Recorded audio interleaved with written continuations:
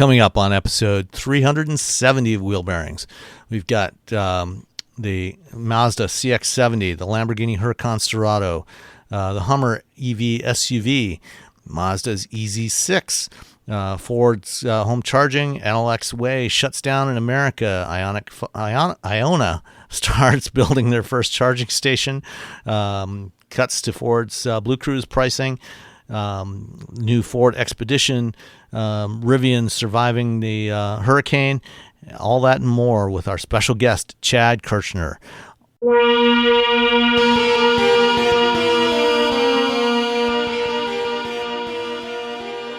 This is episode 370 of Wheel Bearings. I'm Sam Abuel-Salmon from Guidehouse Insights. I am Roberto Baldwin from SAE International. I am Chad Kirchner and unemployed. Yeah. Oh man, that sucks. It's called freelancing, Chad. Oh, sorry. That's what they call it. Freelancing. Yes. We do have that option as like in this career that we don't get paid much, and when we get fired, we can just keep getting not paid a lot of money. Yeah, actually less money with a lot more stress. Yeah. It's amazing. But it's the option. Like if I worked at like Jack in the Box and I got laid off, I couldn't just freelance hamburgers outside my house. Well, I think you could. Yeah, I probably could actually, and I might make more money. Set up a grill in your driveway. Put up a sign. Just like you did as a kid when you had a lemonade stand. You know what? I'm out. I'm done with this journalism. All right. Anyway. Bye. I'm just gonna sell tacos and hamburgers on my front door. Honestly, I would probably visit a taco stand of yours. Just throwing that out there. Yeah, I certainly would. Yeah. And you know what? Given that it is TacoTober, give us your pitch, Robbie. Yep. All right, TacoTober, 31 tacos in 31 days. I've been doing this since, oh my God, like 15 years now, maybe longer. It was something that a friend of mine, Brian Niffel, told me about. And I've been doing it ever since. And yeah, it's just a fun way to get through October. It's because tacos, you don't have to eat 31 tacos at one sitting. You can eat 31 tacos sometime throughout the month. And, you post them on Facebook or Blue Sky, or I guess if you're still over on Twitter or Threads, if that's a thing you enjoy, or any of the social medias, and get all your friends excited because everyone loves tacos.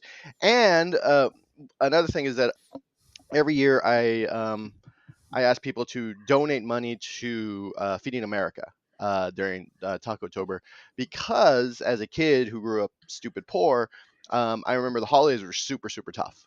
And so we would, we get food from local charities and food banks and stuff, especially during the holidays, and it meant a lot to me and my family. And I think there's a lot, it's a tough time of year for a lot of families, while everyone's having fun, you're just trying to just scrape by. And now you have the added oh, it's the holidays. Now we have to, do all these extra things. So yeah, so if you can do it. And for years, and I can still do it this year, I just haven't really announced it because I haven't even finished last year's album. But for years, if you donate more than $50 to Feeding America, and you send me through email or Facebook or LinkedIn or whatever a receipt of more than $50, my band Drastic Cats will write a song for you and we'll put it on our next album. I have had that happen, and it's amazing. And if I knew we were going to talk about it, I would have found the file to play it. To cue it up. I don't even which song. Well, if you want to send it to me afterwards, Chad, I can insert. I will do that. I will. Okay. I will send it to you. Yes.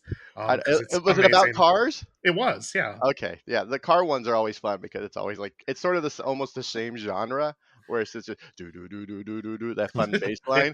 There's 3 of those now, and I just love writing those songs because they're just yeah.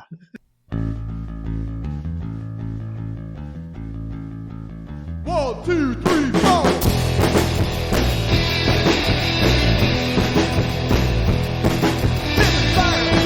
On the air, you wanna make a so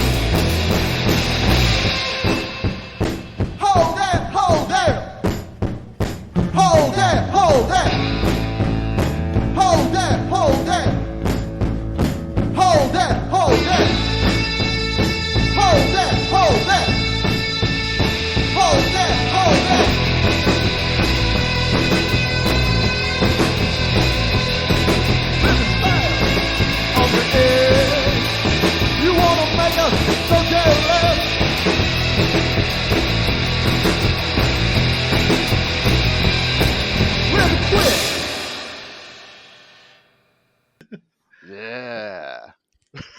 Yeah. They always end up sounding like the Cramps. Is how the band the Cramps. Is there Yeah, is there a link that for I have. Feeding America? If you want to drop it in the Yeah. show notes, I will put it in the show notes so everybody can go over there after you listen to the show or while you're listening. Just pull up the show notes in your podcast player and send them some money. And I think right now they're also especially focusing some of the donations on Hurricane Helene relief as well in the Southeast. Yeah, that's a huge issue right now. I think we talked about it. You know what? I will make a new TacoTober 2024 page just because I think people like having a page to look at. So I've had them for 2023. So I'll make one up and I'll send it to you and we'll put it in the show notes. And it'll be good times for everyone. Sounds good. And Nicole was supposed to be back with us today, but I got a text from her yesterday morning that she and Russ were still in Venice because their flight got canceled. So she should be back with us next week, hopefully. Oh no, stranded in Venice? I know. Oh man. Life is horrible sometimes, but you just got to deal with it. Yeah. An extra day in Venice, it's not. It always sounds like it's fun, but if you're that person, you're it's I was just gonna be. You're just spending the whole time like on your phone trying to figure out how to get home. I was just gonna be that guy. Like we were very fortunate and we were very privileged in able to do some really cool stuff. But travel problems stink wherever you have them, and they can be compounded when you're in the country you don't have citizenship in, and maybe don't speak the language super well. So it can be stressful. I'm just teasing Nicole because I've known Nicole forever, but yeah, it stings. Yeah. But you're with us today, Chad. And for those in the audience that don't know Chad Kirchner, that's unfortunate. No, I'm kidding. Give us a little background on. Yeah. So, hi, my name is Chad, and I'm sort of an automotive journalist, content creator. I try to not take myself too seriously. I do take the work I do seriously. Nobody else does, so. Yeah. I mean, I do take the work I do seriously. Like, that's important, but it's not. It's some of our colleagues can kind of get a swollen head about it. So I try to stay humble by making fun of myself. But for the past 4 years, I've been covering almost exclusively electrification through a website and YouTube channel called EV Pulse with the internet's favorite old guy who's not old, Craig Cole. Old at heart. Old at heart. He's an old soul. Yes, he is. A wonderful soul, too. Unfortunately, he was born about 40 years too late, I believe is and unfortunately, you need money in order to continue doing a business. And I'm not blowing any smoke here or anything like that. I had a really good experience. We just ran out of money, and so unfortunately, Craig and team are looking for jobs. So if anybody needs to hire anybody, I'm available, as well as Craig Cole and 2 excellent video producers. So yeah, Ben and Carmen are awesome. They do great work. They've got a lot of experience. Yeah, absolutely. And like I said, it's just, running a business requires a lot of resources. And when you cover electrification almost exclusively, 2020, 2021 was great for finding sponsors and things like that. But now that EVs are quote unquote woke, it's become a little bit more difficult to find that sustained sort of sponsorship money. And my business partner, who is excellent, got into it pretty deep and was like, I can't. He's not independently wealthy like some folks are. He just is a serial entrepreneur, and we all gave it a shot. And it stinks. The site's still up. The YouTube channel's still up. There's a lot of fantastic content up there. It'll get fresh content occasionally, because I do want to keep it kind of fresh and updated, because I would like to be able to offer my business partner some money in the future to buy out his half and kind of keep it going. So it's not going anywhere. It's just that there's no longer really any employees currently working on it. So where can we find your stuff going forward? Oh gosh. Because I am a middle-aged white guy on the internet, I have to have either a newsletter or a podcast. So I'm going to pimp the newsletter in this case. It's called the Kirchner Report, which actually was inspired by Mr. Craig Cole himself. He really wants me to do and I'm not going to do it, but he really wants me to do a Alex Jones spoof where I sit in front of and talk about like how EVs turn the frogs, gay or whatever, and like get really super mad about it. And I'm like, I can't. But I did steal that name for the newsletter. It's at KirchnerReport.com. It's free to sign up. I'm doing 2 a week. And what do I cover? It's a chance for me to give a lot of opinion, which is really kind of hard to do when you're covering news and everything else. A lot of people get a little shocked when they learn that the people they read for news might have opinions on things. But also, I'm trying to give some expert advice, not nearly as smart as your guys' advice you give, but I'm working on it. And You clearly haven't listened to the show.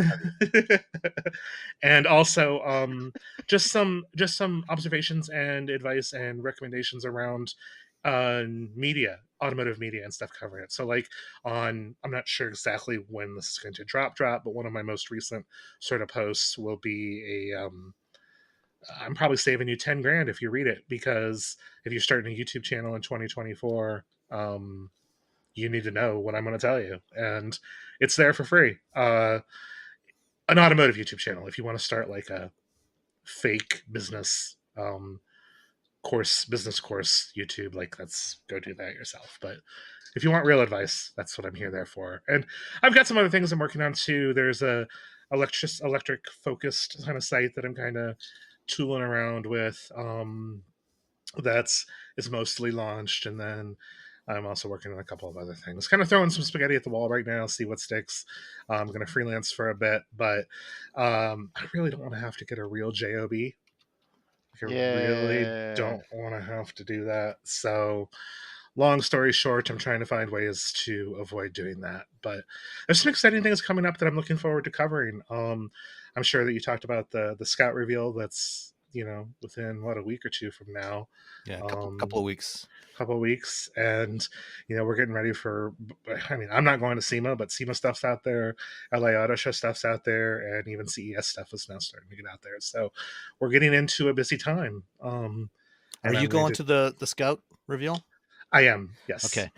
We should probably have you back after that to talk about that, because unfortunately I won't be able to be there because I'm going to be in Korea that week. Oh, okay. So we'll get you back to talk about that. Afterwards. I'm really looking forward to it. Friend of everybody's, Kathy Graham, was just chatting with me over the weekend about how they're going to have some current owners there. So it'll be really interesting. Get Tim Walz? Ooh. Well, they can't get. They're not allowed to be political. So, okay. That's a fair day. but they are going to have some owners there, and I think it's going to be really interesting to see what current owners think. Yeah. I mean, I haven't seen it. I don't know what to expect. Obviously, the teaser sketches they put out there, it's clearly inspired by the old Scouts. And I think they could lean into it. I know that's not what we want to talk about, but I really think they could lean into that. We can talk about retro anything. Vibe. I think they could really lean into that retro vibe. In some ways, I think the ID Buzz is trying to do that. I hope they're not all priced ID Buzz pricing. But that's Volkswagen's gonna Volkswagen, right? Yeah. That's. But it's encouraging that Scout's based they've got offices in Detroit. They've hired people in Michigan. I think the plant's going to be in Georgia, right, or South Carolina. I can't remember now. Yeah, South Carolina, I believe. Yeah. But no, just having people working on it that live in Michigan, people go quote unquote up north in Michigan and do up north things. And I think if you have an EV that can excel at up north stuff, kind of like how Rivian does, I think you could have a pretty compelling product. Yeah. And, for those of you that don't live or aren't familiar with Michigan geography and our habits here, most of the population of Michigan lives in Southeast Michigan, with another big chunk in Southwest Michigan. And then a lot of recreational activity happens in the Northern Michigan, which is anywhere from 200 to 500 miles away. And so, if around here, if you head north on I-75 on any given weekend, pretty much year round, you will see streams of trucks, SUVs, assorted other vehicles, pulling trailers with boats, campers, in the summertime, jet skis, in the wintertime, snowmobiles. And so, that is an extremely popular activity in Michigan. A lot of people, it's Friday afternoons heading north, Sunday afternoons heading south.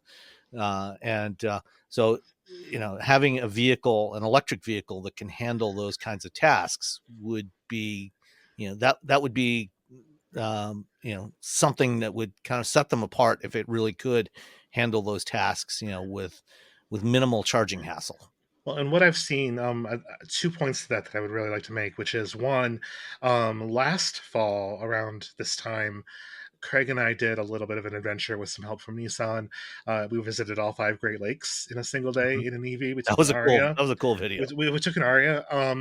Most of the time spent was devoted, honestly, to filming and not charging.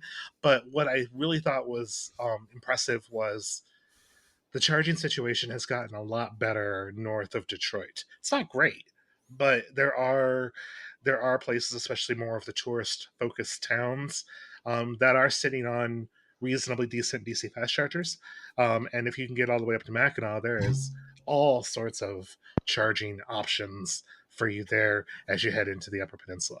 Upper Peninsula is still a little bit barren other than Tesla superchargers, but now that like with Ford has access to those, it's not as big of a deal. But also, I think that for people who've never been, quote unquote, up north in Michigan, I've noticed a lot of parallels to people who like go out to the desert in California on the weekends. Like, it's not complicated off-roading. We're not talking going to Moab and running a Class 7 trail. Like, we're talking, 2 tracks and stuff like that. And that's a place that I think a lot of people do their air quote off-roading. And I think that's sort of, I think, the sweet spot. But I think it's the sweet spot in gas cars too for the off-roading kind of vibe. Like, if you want something really serious, you're gonna buy a Jeep that might break down, or a Land Cruiser or something like that. And if you're, or a 4Runner, Tacoma, things like that. But for most people, they kind of want this sort of in between. And I think that's really where like EVs can really make a lot of sense. And the silence of an EV as you're driving through the woods is really pretty cool. Yep. Roll down the windows and just listen to nature, and not have an engine making any noise, not scaring off the wildlife. Yep. And instant torque. I mean, like, there's I when you off-road in a manual, like in like a Tacoma, there's a clutch, basically a clutch override start that you can use the electric starter to kind of pull you up a hill,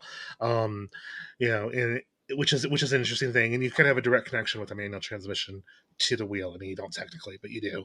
But an automatic, like the torque converter, like it's slushy. It's called a slush box kind of for a reason. And we don't notice it much on modern cars, but when you're climbing a rock, you notice the delay between your foot doing anything and the wheels doing anything. And with an EV, you lose all of that. Like, you just have throttle input, acceleration. Although if you are rock crawling, that can be challenging, because what you actually want in those kinds of conditions, as opposed to just running down a trail, is the ability to modulate it a little bit more. So an automatic actually makes it a little bit easier. Yeah. Well, if you're a proper person, you use a manual, but that's just well, and also some of that's tuning too. Yeah. People kind of want their accelerator to be an on-off switch, especially in EVs, where I'm okay with something a little bit more progressive. But I mean, I went to a Magna tech demo day that they did at Hollyoaks ORV Park last spring. I think you did you go to that one? Yeah, I did. And they, one of the things they showed us was, having a mode with they had a Gladiator with an electric drive system, and they had a simulated 4 low. Basically, what it was changing the throttle mapping between the pedal and the response you get from the electric motors to make it feel more like a 4-wheel drive low system. So you had that easier to modulate, when you're trying to maneuver over those rocks. Yeah, and then the regen was able to then kind of help with that sort of simulated feeling. And gosh, this could lead into a really nerdy tangent, but they're doing something kind of similar. They're kind of doing something with Ioniq 5N, right? Like in that fake simulated gear mode, like they're doing torque limiting and remapping things to make it feel like a a gas powered car, and Yeah, we talked about that it's one last cool. week. I had it a couple weeks ago. We talked And about it last it's week. amazing. It's Yeah, amazing. It's my favorite. It's my favorite EV yeah, for sure. I mean, by far. yeah. We won't. Man, We I won't. have don't even get me started. I haven't driven it yet. But you're in a Hummer right now. So there you go. That's true. Oh yeah, you've yeah. I you've got killed the same thing. Yeah, but you've killed at least one Electrify America charging station. So there you go. and with with the Hummer, of course, it's heavy enough that when it comes to rock crawling, it simply just crushes the rocks. So you don't actually have to go Yeah, over the easy rocks; it crash. just It crushes has a them. low. I've taken them off road and up rocks and stuff. It Yeah, does have a low, and you can yeah. kind of put it in low, and it's. All right. Let's get into what we're driving this week then. Robbie, let's start with that Hummer. All right, so I'm going because the Hummer is so big, but not big. That's the crazy thing about the Hummer. It's so huge, but not huge. I'm gonna split Yes. this puppy up into two parts, just because I've only had it for a few days. Um, so you get it, and when I forgot that it was coming to my house. Just I knew it was coming, but it was you're just kind of running around during the day, and I opened the door to go get the mail, and it was like in front of my house. I'm like and it sort of startled me because it's just tall. It's just this big giant like block It's very of wide like too. battery and metal and rubber and plastic and glass and whatnot. Um, and so I was like, all right, well, here we go. And you get in it and you feel like you're driving a giant delivery truck or a bus or something. You're just sitting so darn high. And when you're driving it, you're like, okay, I'm really high. I'm really high. That said, there's two parts to your brain. There's the childish, like I want to have fun, goofy kid part, and then there's the adult. Oh, I have to pay my taxes and my bills and not eat candy for breakfast part. Um, the Hummer is there is a constant battle in your brain when you're driving the Hummer because the childish, goofy kid part is like, haha, this is dumb and stupid and this is so much fun. I want to go drive over everything. I want to go off roading. I want to you know do big dumb truck things. And then the adult part of you is like, oh, this thing is so incredibly inefficient. What a pain in the butt it is to park, and not because it's hard to maneuver, because it's all-wheel steering. It's actually incredibly easy to maneuver. It's very not I don't want to say nimble, but it gets around really easily. It's really easy to like pull into a spot. It's really easy to do a U-turn. It has a way smaller turning radius than my Ioniq 5, just because of Chevy Spark is the yeah. turning radius of a Spark. Yeah, it's just those like woo. So U-turns are great. Parking lots, no big deal. It's just that now you got to get between those lines, and you're like right on the edge of those lines. So you're getting out of yesterday. I had to get out of the truck by opening the door just a little bit, and then getting on the foot rail, because you need that to get into the thing, and sort of scooching out, closing the door, then jumping off the foot rail onto the ground because that's just how I had to park because of life and regular cars aren't that big. So there's that sort of thing. You get in it, it's pretty comfortable. um it's it's interesting because you open the back and you think to yourself, why isn't there more room in the cargo area for a vehicle this big? It doesn't, like, you open it up and just doesn't feel as big as it should be when you look at the vehicle, and then you realize that it's actually just really really really tall. And it sort of throws you off. Like, I'm like, this is like the same size, like in cabin area. And I haven't looked at the numbers, but this is but it feels like the same size in cabin area as my Ioniq 5, my little car. And a lot of room is taken up by that hood because he's big, long hood and has a frunk, and it's a lot. You can put a lot of stuff in it, or you can take all the panels off the top. Again, this is the kid part where you're like, I get to drive around. This is the only convertible EV you can drive. You take the panels off, you shove them in the frunk, and they have little bags that you can shove it in. And you're like, oh, this is great. This is wonderful. I can drive around. Then you realize it's 95 degrees, and you pull over and you put the panels back on because you're like, I'm gonna wait until it's not burning my retinas when I'm driving down the road. The problem with the panels is that they're clear, and even though they are tinted, you still get some heat through them, which is not ideal. I think everyone was really excited about glass roofs until everyone realized that they're just, it's you're in a greenhouse is what you've created. You've Pretty created a much. greenhouse, and there's still a little bit of glare that comes through. And if they don't have some sort of covering for it, they're kind of a pain in the butt after a while, especially if you live in a region where it's hot. If you live in the Southwest, or maybe I guess Florida, I'm assuming. I will say though that every single press car should come with a glass roof. I wouldn't personally buy one with a glass roof, but You know what? Because you can cameras. You can mount, you can mount Yeah. cameras. Yeah. I love them because you can mount cameras to them, but then they're like, oh, I don't want this in my real life. But they're the best for mounting cameras. Yes. So you have that, and you're like, yeah, I'm driving around in this big. It's just a nonstop battle in my brain about this vehicle, more so than a lot of other vehicles. Because part of me is just like, it's got this 200 and almost 50 kilowatt hour battery pack, like 212 of it, 210, 214, whatever is usable. That's so much battery pack. That is just, you could make 4 Chevy Bolts with this thing. It's just the amount of battery that you're just taking. And the vehicle I'm driving right now, You could make 40 Priuses. You can make 40 Priuses. The Hummer I have right now, 312 miles of range. I mean, oh, that's great.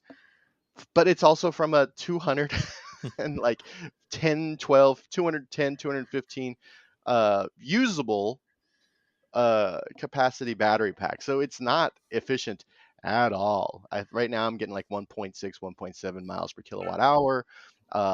Again, I'll just go back to my Ioniq 5. My Ioniq 5 gets 303 or 30 something. And it has a much smaller battery pack. And when you look at only range, and this is sort of the issue where people are just looking at the range of EVs and you don't think about the efficiency of the vehicle, what happens is now you're paying more money for charging, and you're also sitting at charging more often. So if it's less efficient, then you're going to be spending more money for it. It's just like a gas car. And that's the whole thing, is the Hummer is exactly what the Hummer should be. That's the crazy part. This is like, this not like this is it's big and goofy and inefficient. It's the Hummer. It's exactly what it's supposed to be. What's the usable on that 212? Somewhere around there, yeah. All right, Yeah. I'm gonna say 215. I'm gonna do some math while you guys chat for a second. So yeah, so it is yeah. So I haven't done a mileage run yet. I will say that the infotainment system is painfully slow. Just painfully slow, because it's OpenGL. They're like, oh, we can render things, and you go to switch the modes, and it has to turn off the display you're looking at, load a new display to show your Hummer like bursting through like some sort of glass something, I don't know, and like boom, now we're on the moon, or boom, now we're in the desert, or boom, we're in somewhere else for all the different modes. Yeah, it doesn't. Cars. It doesn't have enough not like, processor. you're like, okay, this is kind of cool, but I really just want to know what drive mode I'm in, and I don't want to wait a few seconds to figure that out. Yeah, it's using Unreal, but it doesn't have enough horsepower behind it. Because even when the headlights turn on at night, like when the automatic switch over to dark, Yeah. like the instrument cluster, because you're on the moon in the instrument cluster, like it shows a lunar sunset, which is really cool, but it's so slow. Yeah, it's and framey and just And because that stuff's not pre-rendered, it's rendered in real time. Yeah, right. They were like, look, it renders in real time. I'm like, yeah, but now it's rendering in real time, but not in real time. And that's the problem, is that, so because of all this, I'm trying to use the Google Maps that are built into it, and I'm telling Google Maps, and I'm hitting it to say something to it, and there's just this delay before I can even say anything. And then finally it's all boom. I'm like, oh my gosh. And then you say the thing. And then it waits a little while, and then it gives me where I want to go. And I got so frustrated yesterday because I really just wanted to use the in-car thing. And fortunately, this Hummer still has support for CarPlay. So I finally just gave up and went to CarPlay and used Google Maps in CarPlay instead of the native, Android Automotive that was running in the Hummer, because it was just so slow. I was like, this is frustrating. And now I'm looking at the display longer than if I had just like used Google Maps and my iPhone in the first place. So that's the fact that this is the vehicle price is $104,000, and I feel like the infotainment screen is running at like ID4 when it was having problems speeds is I don't know. I feel like people are going to get a little irritated by that, especially in an EV where people kind of want, something like that to work. So if you take that Hummer you're in, I'm going to assume 315 miles of range. 312. 312. I rounded up for the sake of argument. 80%. So basically, you have the top. If you do a 10 to 80% charge, so the bottom 10% and the top 20% is 30% of the battery. So realistically, that 10 to 80% range gets you 220.5 miles. If you were to go take that Hummer to the GM Energy Flying J Pilot canopied full super duper new thing that they're pushing, that is actually one in Toledo, reasonably near my house. You pay 65 cents a kilowatt. That's $98 to go from 10 to 80% at a DC fast charger. That's it's very expensive. And then when That's I was 220 miles of range for $100. That's yeah not. I know people are charging at home, and if you can afford a Hummer, it's probably doesn't matter to you. But that is ridiculous. Yeah, no, I took it to charge yesterday at an EA station, and initially it was doing like 3 something.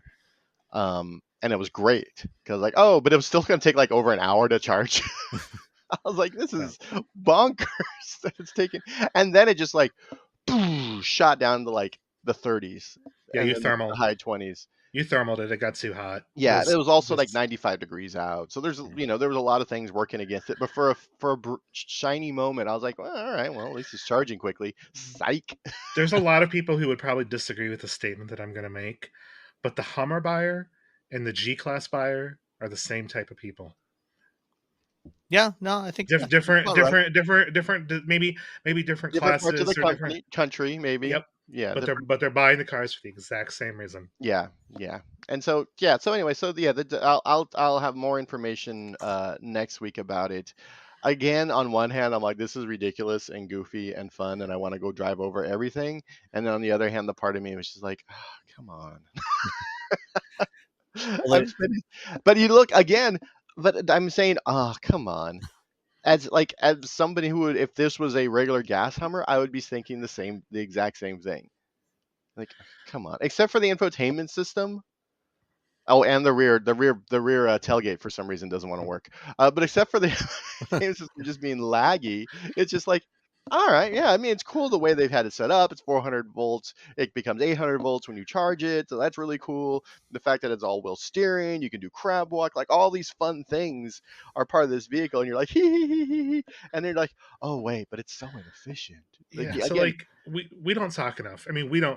We do, but I think we as an industry don't talk enough about efficiency, because I think that's really where we're going to see the gains that we need to see for EV adoption, when people understand that efficiency is far more important than overall range.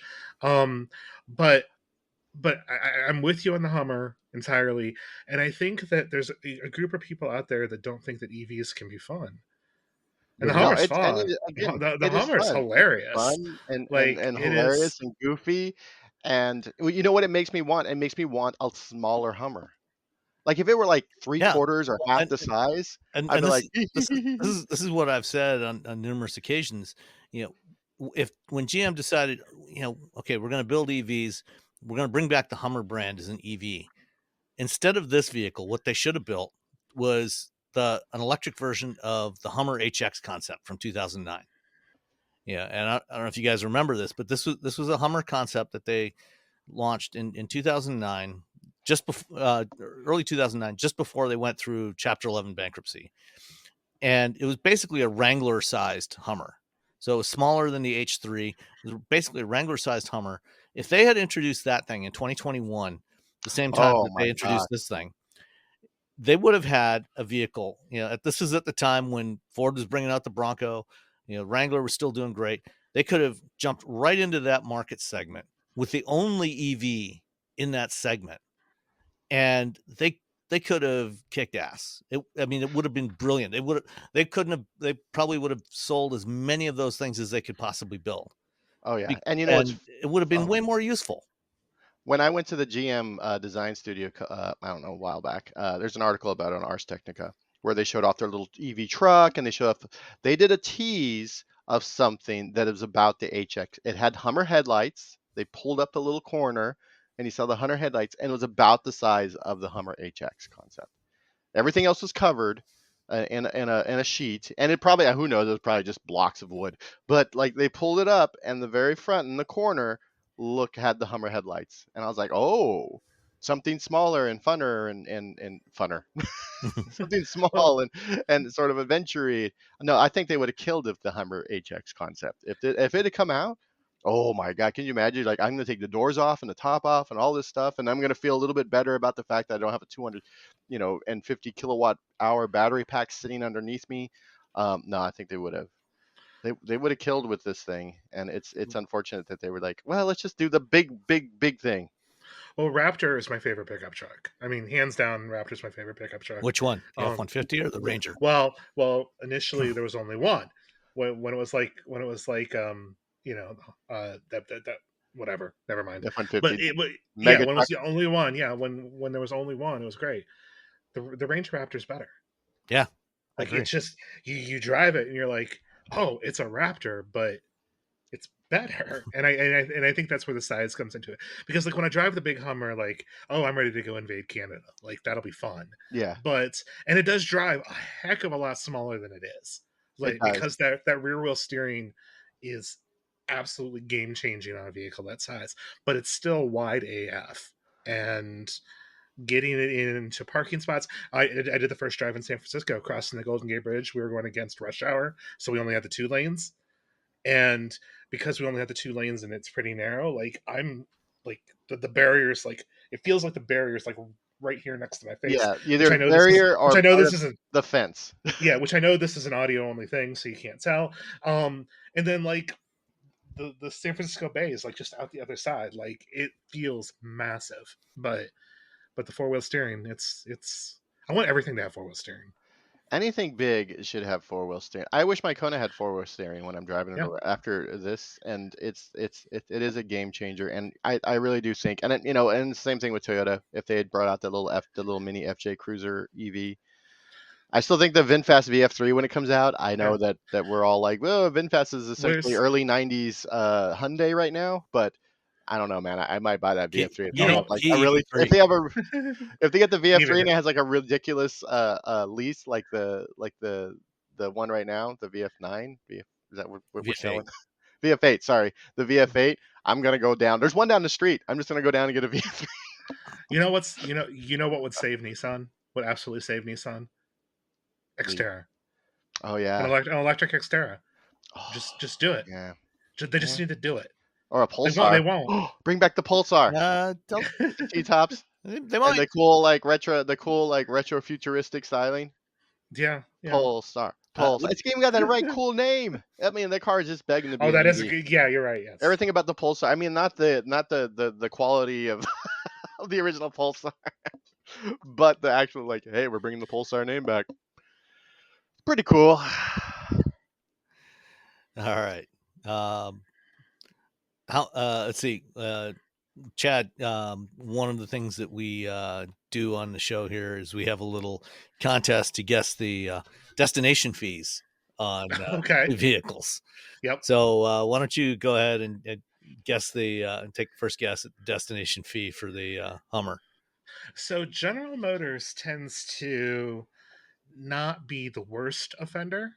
I do think it's hilarious though if you do museum delivery of a Corvette, you pay $995 plus they still charge you the destination fee. I think that's an awesome way to double dip, even though you're going right to the factory to get it. You're picking it up from a guy who's like screwing. He's like, hold on, 5 minutes. Well, if you give them $5,000, they'll let you assemble your own engine. I don't want to buy a car that I put together. I'm just putting that out there. I don't want a new car that I put together. I did get to back in 2010, I think, or 9. I did get to assemble an LS9 when they were doing those builds at the facility in Wixom before they moved that line down to Bowling Green. So there's somebody out there with an LS9 that I built. Did they let you sign it? Could you No, the guy who was overseeing me got to put his nameplate on it, so I didn't get to put my own. I wonder if it's still out there. Maybe. Everybody with an LS9, go reach out to Sam and see if it's there. I don't know how he'll notice. I don't know how he'll notify it. I'm gonna guess I'm gonna guess $18.95. All right, Sam. I'm pretty sure it's 1995. Sam is closer because it's $22.95. Oh, I take back everything I said. So expensive. Yeah. 22. The Well, vehicle I mean, standard. it's 9,000 pounds they got to transport. That's true. Yes. Yeah, I guess you're paying per pound. So if you're paying per pound, it actually makes sense. That means every other vehicle though that GM Because sells should those things are so heavy. If you ever see them on the truck being shipped from the factory, they typically only 2 or 3 of those on a truck. Yes. So that adds to the cost. Yeah, that's true. Yeah, that Wow, that's a lot 22.95. of money. Yeah, but I mean, you're paying for it starts at 104. The one I have is 109 because Sure, it but has we the all sky panels, the color, a dual level charge cord, which is 350, and some other stuff. I don't know. I haven't charged it at my house yet. I took it to the charging station because I'm just like, oh man, Fry the electrical system in your house too. Nah, I'm sure it'll be fine. I mean, I bet though that the car Sam you're driving has I don't know if I'll be able to guess the destination charge, but I bet it's less than We'll see. that. tell us about your fancy car, Sam. Did you know you can support Wheel Bearings directly? Head to patreon.com/wheelbearingsmedia and you can become a patron today. Your contributions will help fund the platforms and tools we use to bring the podcast to you. And exclusives and improvements are already on the way thanks to your generosity. So if you want to be part of an automotive podcast like no other, head to patreon.com/wheelbearingsmedia. Well, I had 2. I had one that I just had for a long weekend. It was delivered on Friday afternoon and picked it up on Monday afternoon. And then I had, my usual full week car. So the full week one was the Mazda CX-70 with the 3.3 liter turbo 6-cylinder. We've talked about it before. It's a CX-90 minus the third row. Okay. There you go. Everything else that applies to the CX-90 applies directly to the CX-70, except they left out the third row seat. But if you like me and you don't have a lot of friends, you get the CX-70. It's for people without friends. And you have you get or children. Lots of cargo space in the back. So the cargo space is fantastic. But then if you just fold down the third row in the CX-90, you get the same cargo space. So I'm not sure you've actually gained anything. Yep. But that 6-cylinder engine, it's lovely, 340 horsepower. Typical Mazda, beautiful interior, really. And, this one was the premium plus trim. So it had, I don't know if it's Alcantara or some sort of other microfiber finish on the, some sort of faux suede finish on the dashboard and other areas. Had a tan interior, really beautiful interior. As usual, Nicole hates the infotainment system because of the center control knob. But when you're using the Mazda part of the system, there's no touchscreen functionality. You have to use the center control knob, which I'm fine with. I don't mind it. But I know some people hate that. If you're using CarPlay or Android Auto, it activates the touchscreen, so you can use it either way. The one that I had, let's see, had 8-speed automatic transmission. It said 340 horsepower, 369 foot-pounds of torque. The seats are very comfortable, lots of room in the second row. 21-inch wheels on there. It's rated at 25 miles per gallon combined. I actually got 27 with it, which is surprisingly good. It for a larger, upper mid-size, SUV, it's great. It's really lovely. And given, the premium feel of this thing, the total price tag of $57,920, not bad at all. It's pretty reasonable. Reasonable car for reasonable people who want to do reasonable things. Yeah. The color, kind of boring. It's the rhodium white premium. You can get it in Soul Crystal Red, which is really the only color anyone should ever buy any Mazda in. This feels like this color is just going to disappear in the parking lot. Yeah. Where's my car? Oh, crap. Or there's also a darker red that they have that on the CX-70 and CX-90, which is also really nice. But Soul Crystal Red is still the best one. So 57,920. Guesses on delivery charge? $13.95. 11.95. 1375. Yeah. Well, unless we're playing Jeopardy, Robbie, and then you're wrong because you went over. Oh no, that's Well, the price. We used to do Prices Right, but I kept Oh, Price cheating. is Right. I mean, yeah. I would just let the Oh, person go first, and then I say like $1 before or $1. Oh, I okay. just say $1. The CX-70. I need your audience to understand that it looks identical to the CX-90. It Like, is. I mean, it the bodywork is. is exactly the same. It is literally a CX-90 without the third row seat installed. That Is is it Yeah, that is the cheaper only in any difference. way? Is it like $10 cheaper? That's $20 a good cheaper? question. I'm not even sure. Let's see. While he's glancing at that, I'll say the third row cup holders still exist in the Yes, they are. CX-70. They didn't change any of the molding trims in the back there or anything like that. I think the PHEV powertrain in that is still not refined enough to recommend, at least from the one that I drove on the launch. That was my biggest complaint on the CX-90. So it might be the cheaper gas version is the way to go with this. So let's see. So CX-90.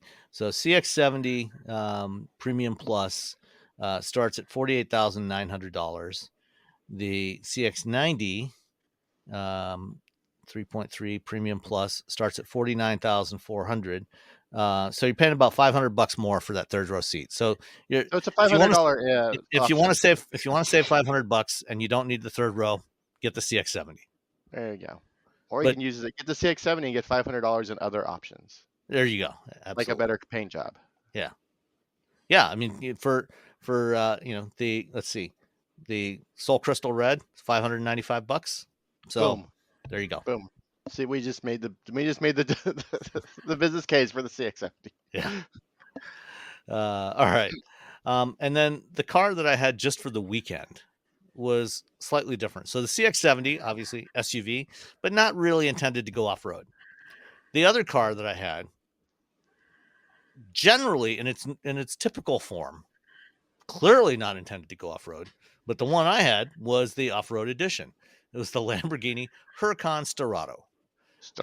which is it's the final edition of the It's its Huracan. final form of the Yeah. Huracan. It finally reached its final, like a Dragon Ball Z or Pokemon. Yeah. This is the final form, the I most love this. powerful of the Huracans. I love the 60th anniversary badge on this with the little devil The kind of little bull coming ear, out of the 60. bullhorn. Yeah, the bullhorn devil or whatever. This summer at Monterey Car Week, Lamborghini unveiled the Temerario, which is the replacement for the Huracan. The Huracan's been around since 2013. The Sterrato, is in many ways, I think actually probably, unless you want something, that would be a good track car, the Sterrato is actually probably the one that you want if you want a Huracan for a daily driver. And let me explain why. So, as I said, this is the off-road variant, kind of like the Porsche 911 Dakar. So it's been lifted 1.7 inches. It's got 19-inch alloy wheels with all-terrain Bridgestone Dueler tires on there. And if you're going to drive this in Michigan, for example, or any place else where roads are, where the pavement is often of lower quality than some of the dirt trails that you might find in other parts of the world, this is actually the Huracan that you want. It has the same 5.2 liter V10 engine, naturally aspirated, which is absolutely marvelous engine. I mean, I like, Yeah, I love amazing. EVs, but an engine like this, it just sounds so good with 8,500 RPM redline. And what's interesting is when you first started up, Cole, the digital tack, it shows the red line at only 6,000 RPM until the engine gets up to temperature, and then it lets you have that full 8,500, and it just sounds fantastic. When you rev it all the way up over 8,000, it's so good. The 7-speed dual clutch transmission. The last time that the Huracan and its predecessor, the Gallardo, shared their platforms with the with their contemporary Audi R8 siblings. So they had the same powertrains and everything. And I remember the first time I drove an R8 back in about 2008. It had the old R-tronic transmission. And I remember taking a tour of the factory in Neckarsulm, Germany, where they built the R8, and you can see the transmissions, those R-tronic transmissions, on the rack, getting ready, waiting to be installed in cars. And the case had both the Lamborghini and Audi logos cast on it. So it was the exact same component, same engines and everything. And that was not a great transmission. It was great if you were on the track. So that was a 6-speed manual gearbox with F1 style automated shifting. So it was a single clutch at low speeds. If you're trying to just drive it around town, it was terrible. It was like being in a car with someone who was driving a manual transmission for the first time. Herky jerky. Not the case with this current generation dual clutch transmission. It's fantastic. It just goes very smooth, really nice. And when you start the thing up, you press the start button, put your foot on the brake, press the start button. There's no, on the center console, there's just reverse, neutral, and manual. And then to put it in, there's no drive button. To go forward, you just tap the right hand shift paddle, and that puts it in first gear. And then you can shift manually or let it shift automatically. Works great either way. The visibility out of this car is not great to the rear, because for the Sterrato, they put, since it's designed to go off-road, they put a snorkel intake, with the air intake on the top above the roof, and goes down into the intake plenums. And so rear visibility is non-existent in this thing, except from the side mirrors. I mean, everyone's behind you anyway, so it's not like they're going to catch up. So yeah, like, someone's catching up to me. unless they're driving, something like a Hyundai Ioniq 5N, in which case, it actually gets 0 to 60 faster than this does. Yeah. But this sounds better than the 5N. And forward visibility, also not great, because from your seating position, the roof actually extends fairly far forward. So if, when you're at an intersection, if you want to see the traffic lights, you got to lean forward to see the traffic lights. But if you're just going down a back road, it's fine. It's perfect. This thing, all-wheel drive, like I said, 602 horsepower from the 5.2 liter V10. It's fantastic. I love driving this thing. The ride quality was shockingly good for what I would expect of a Lamborghini sports car, even on pavement that was typically Michigan bad. Like you said, this is the car to get. Yeah. Well, it has to be comfortable, because you have to have the softer suspension for the off-roading stuff. We're going back. I hate to go back to Raptor, but that's the Raptor trick. Yeah, that's the best riding F-150 because of the off-road stuff. Yeah. So you get 5.7 inches of ground clearance in there, which is surprisingly good for a car like this. Or actually, sorry, 6.7 inches. Wow, that's a lot. Yeah. And the tires have actual sidewall on there, so it's not going to get blown out every time you hit a pothole. It was actually really fantastic to drive. Clearly, the limits, the handling limits, are not going to be as good as what you would get on other Huracans, because it's on those Bridgestone Dueler tires. If you're going to take it to the track, this is not the one you want. But if you want, but you're not. That's the thing. Who is buying a Lamborghini to take it to the track? 3 people. Yeah. But if you want a daily driver, this would be the one to get. And it's got roof racks. You can put your bike on it. It's got a roof rack on there. You can put a bike on there. Your canoe, your kayak, your paddle boards, snowboard. Whatever. The worst part, though, is that because it's a limited edition one, nobody's going to daily drive it. Just the press cars. They built 1,499 of them. They're all done now.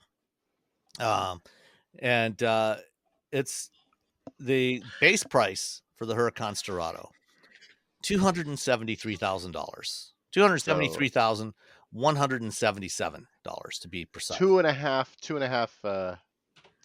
Hummers. Yeah, Worth it. or Worth it. Worth it. or over 4.5 Ioniq 5Ns, which 4.5. remind you, Wow. 3.2 seconds 0 to 60 versus 3.4 for the Sterrato. But doesn't have roof racks. Just selling for the Ioniq. That's a good point. You don't. I mean, you can buy roof racks for it, like $700. But it doesn't come from the factory with roof racks. I mean, the thing holding me back is they didn't do a Spider version. If they would have done a Sterrato Spider, I'd have bought it. Okay. Well, for what the Sterrato costs, you probably could have kept EV Pulse running a little longer. Ouch! Oh, Ouch. damn. But True. That $273,000 is just the starting point. This thing had $111,000 of options on there, of which something like $63,000 paint options. So the orange paint on this thing, the Arancio Zanto paint, $14,000. And then in addition to that, this one also had the Sterrato, what do they call it? The Sterrato livery on the front. So the Sterrato livery consists of a series of white and black triangles that are painted on. So they're not stickers like you get on the Dakar Rally or the 911 Dakar. It's actually painted. So it's nice. hand painted. That was $23,600. And then on the wheel arch extensions and the rocker panels, they have this Sterrato protective paint. So it's something to help protect these parts against stone chips and stuff when you're blasting down your favorite dirt road. That's another $17,100. Is it just Linux? Like, could I just go Linux it? Probably. Okay. But who knows? And then on the hood of this one, because this was for the 60th anniversary of Lamborghini. The first Lamborghinis were built in 1963. They have this lovely 63 logo that's painted on the hood. So it's literally the number 63 painted on the hood in matte black. $7,400. And then let's see. If you want to connect your smartphone to get Apple CarPlay or Android Auto, $3,600. That's cheap. Yeah. The carbon ceramic brake calipers, those are actually cheap at $1,400. That's pretty good, actually. The sports seat, you're gonna want that. $7,600. Let's see what else we got on here. That's the sports seats. Hey, you don't need the sports seats. The fire extinguisher is only $900, which is nice. Well, you don't want to die. No, So, absolutely. I mean, I feel like I'm worth at least $900. Yeah, at least $850. Yeah. So all in price, bottom line, $384,394. So a lot. A little bit, yeah. I checked Zillow this morning to compare what they think my house is worth right now. It was only $381,000. So you could trade your house right now for it. That's true. And my house won't Straight trade 0 to 60 in 3.4 seconds. So. Yeah. You can live in a car. So that's right. You can't drive a house. Well, you can drive some houses, but yeah. So as Chad has mentioned before, you can't drive your house. Yeah. This thing is EPA rated at 13 city, 18 highway, 15 combined. So there's a $2,100 gas guzzler tax included in there. Do you want to take a guess at the destination charge? Oh, well, you got to put all those things on it. I'm gonna say $13.95 again. No, wait, $11.95. $14.95. Well, you got the 95 right. Okay, sweet.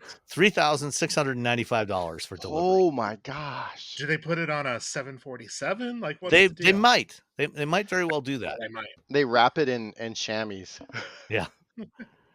I mean, this thing was, this thing's kind of bonkers. Chad won, by the way. It sounds so good when you rev up that V10 engine. I had a blast driving this car. I mean, the notoriously visual medium that is podcasting. I know nobody can see these, but I'm looking through your photos, and I think that it just looks so ridiculous. Like, I think you have to pay for the paint, the Oh, graphics of the absolutely. 63 and stuff like. I think you have to do it because it just makes the car look more ridiculous. And back to Robbie's dual-brained thing earlier, like, it's so cool. It's just cool. Yeah. When I think about like what our current state of billionaires buy versus what they could buy, I'm just disappointed in the human race because you could just buy like 10 of these if you're a billionaire and be like, hee hee hee, have your friends over, build a track in your backyard. Yeah. Instead, they're just doing really stupid things like buying like Twitter and stuff.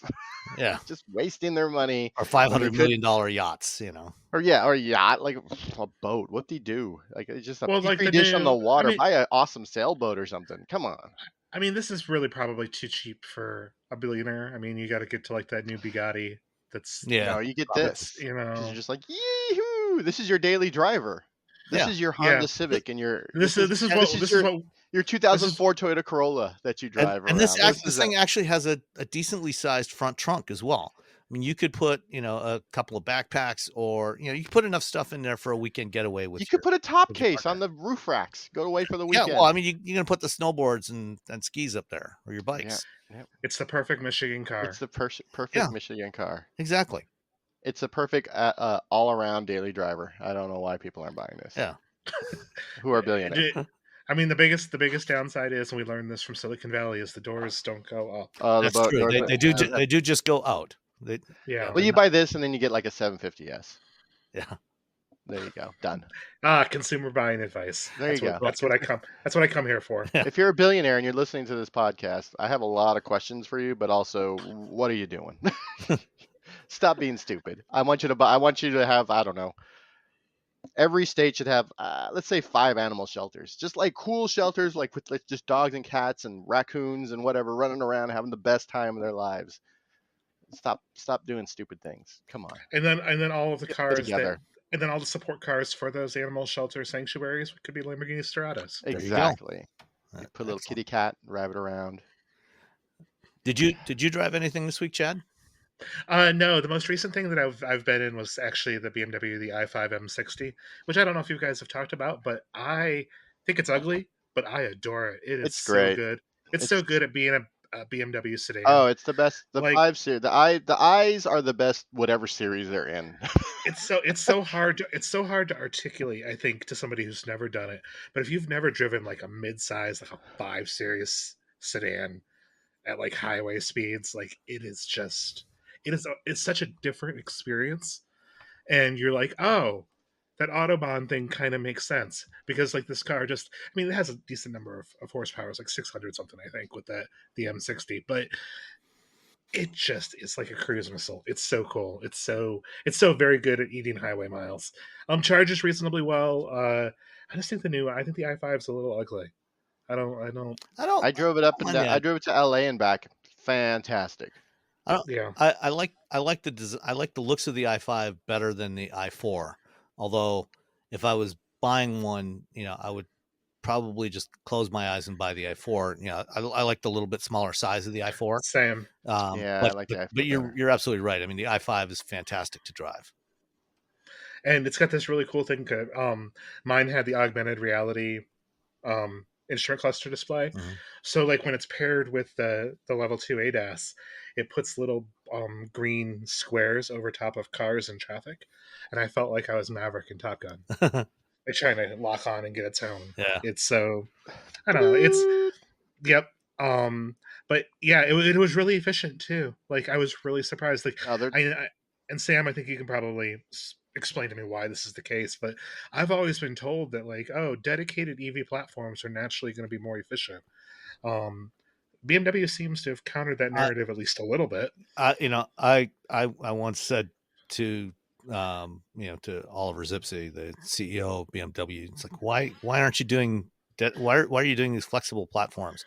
You know, and you know, I've acknowledged that I was wrong, because I mean they've done a fantastic. It's amazing what they've done with their current 5th generation electric drive system is so efficient. The motors and everything are so efficient that, you know, yes, from a packaging standpoint, they're not ideal. I mean, for a car with a hood that long, it should have a front trunk, and you still have the transmission tunnel in there.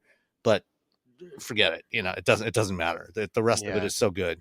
It's and they're doing this with motors without rare earth battery not batteries, magnets, which everyone was like, no, you can't do that. It's not going to be efficient. There's not going to be performance. And they made it efficient and performance. They're like, yeah, we can do it. Yeah. I think I've said it being, the Neue Class stuff.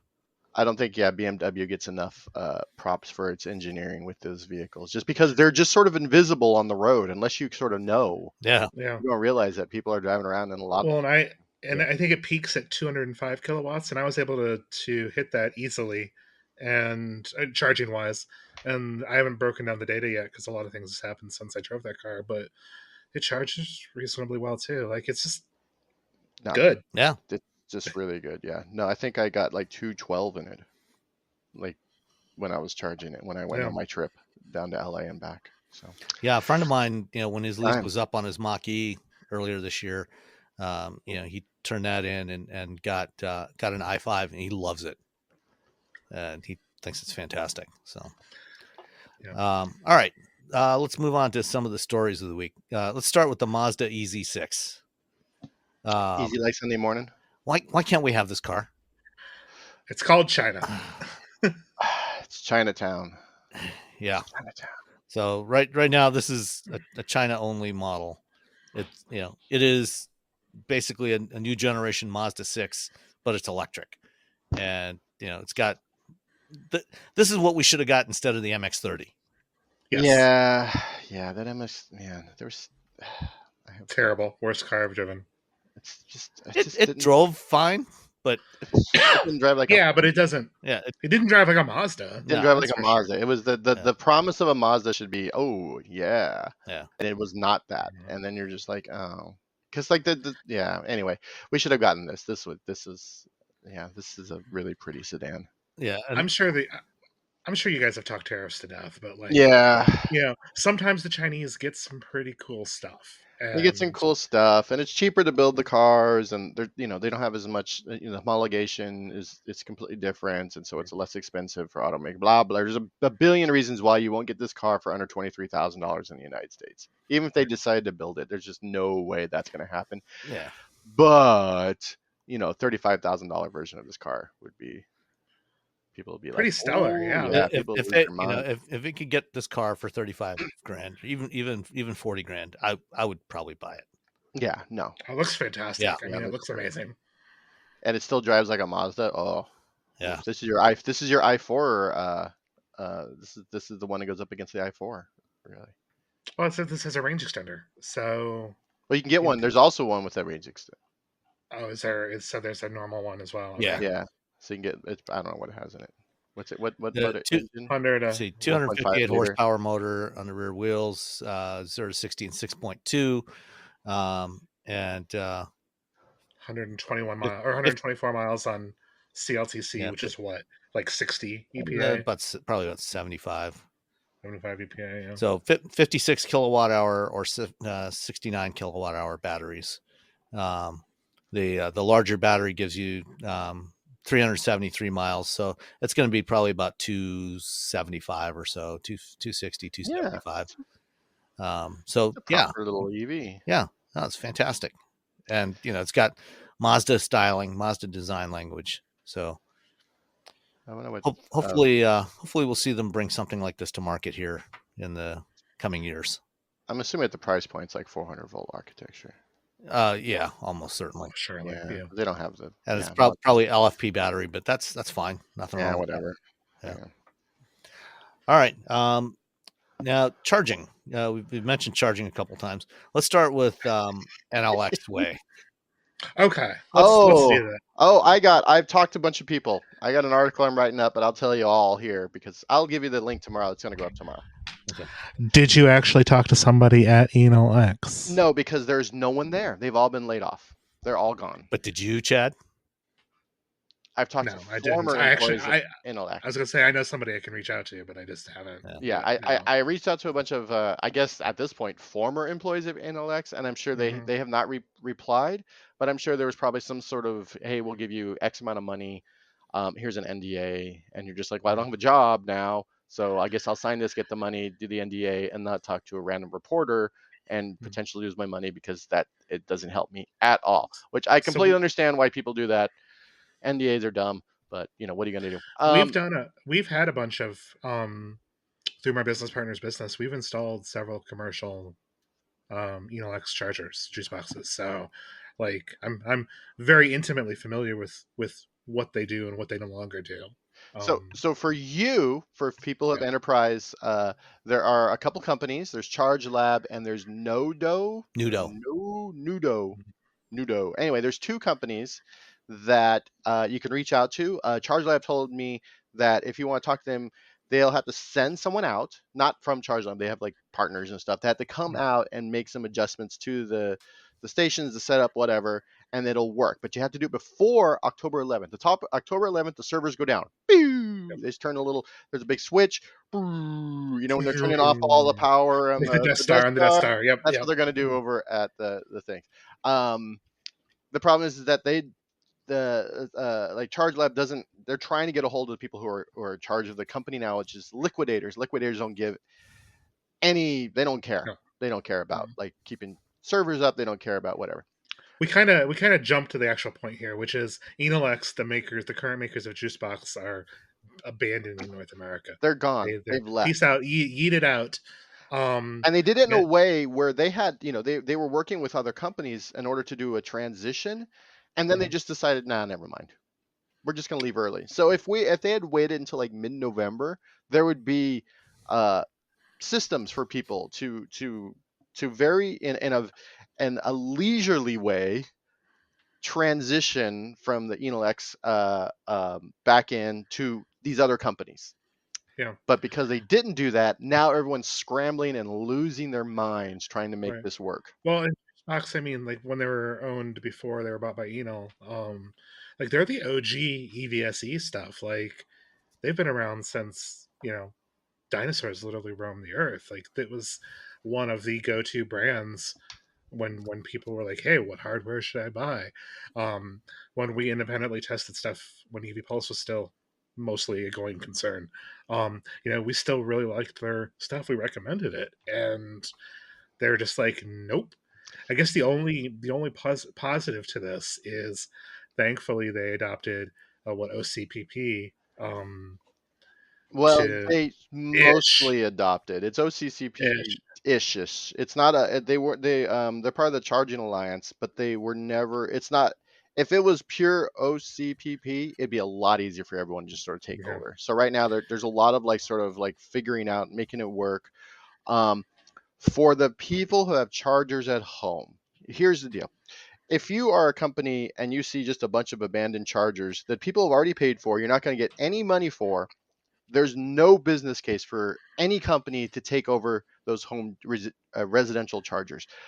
But, and here's the big but, this is sort of the saving grace that might mean that there will be something in the future software wise for these home chargers, is that this company works with a ton of utilities, and they have the sort of peak where they can turn them on and off, and they can make adjustments. And so there are a lot of contracts out there with public, or not public utilities.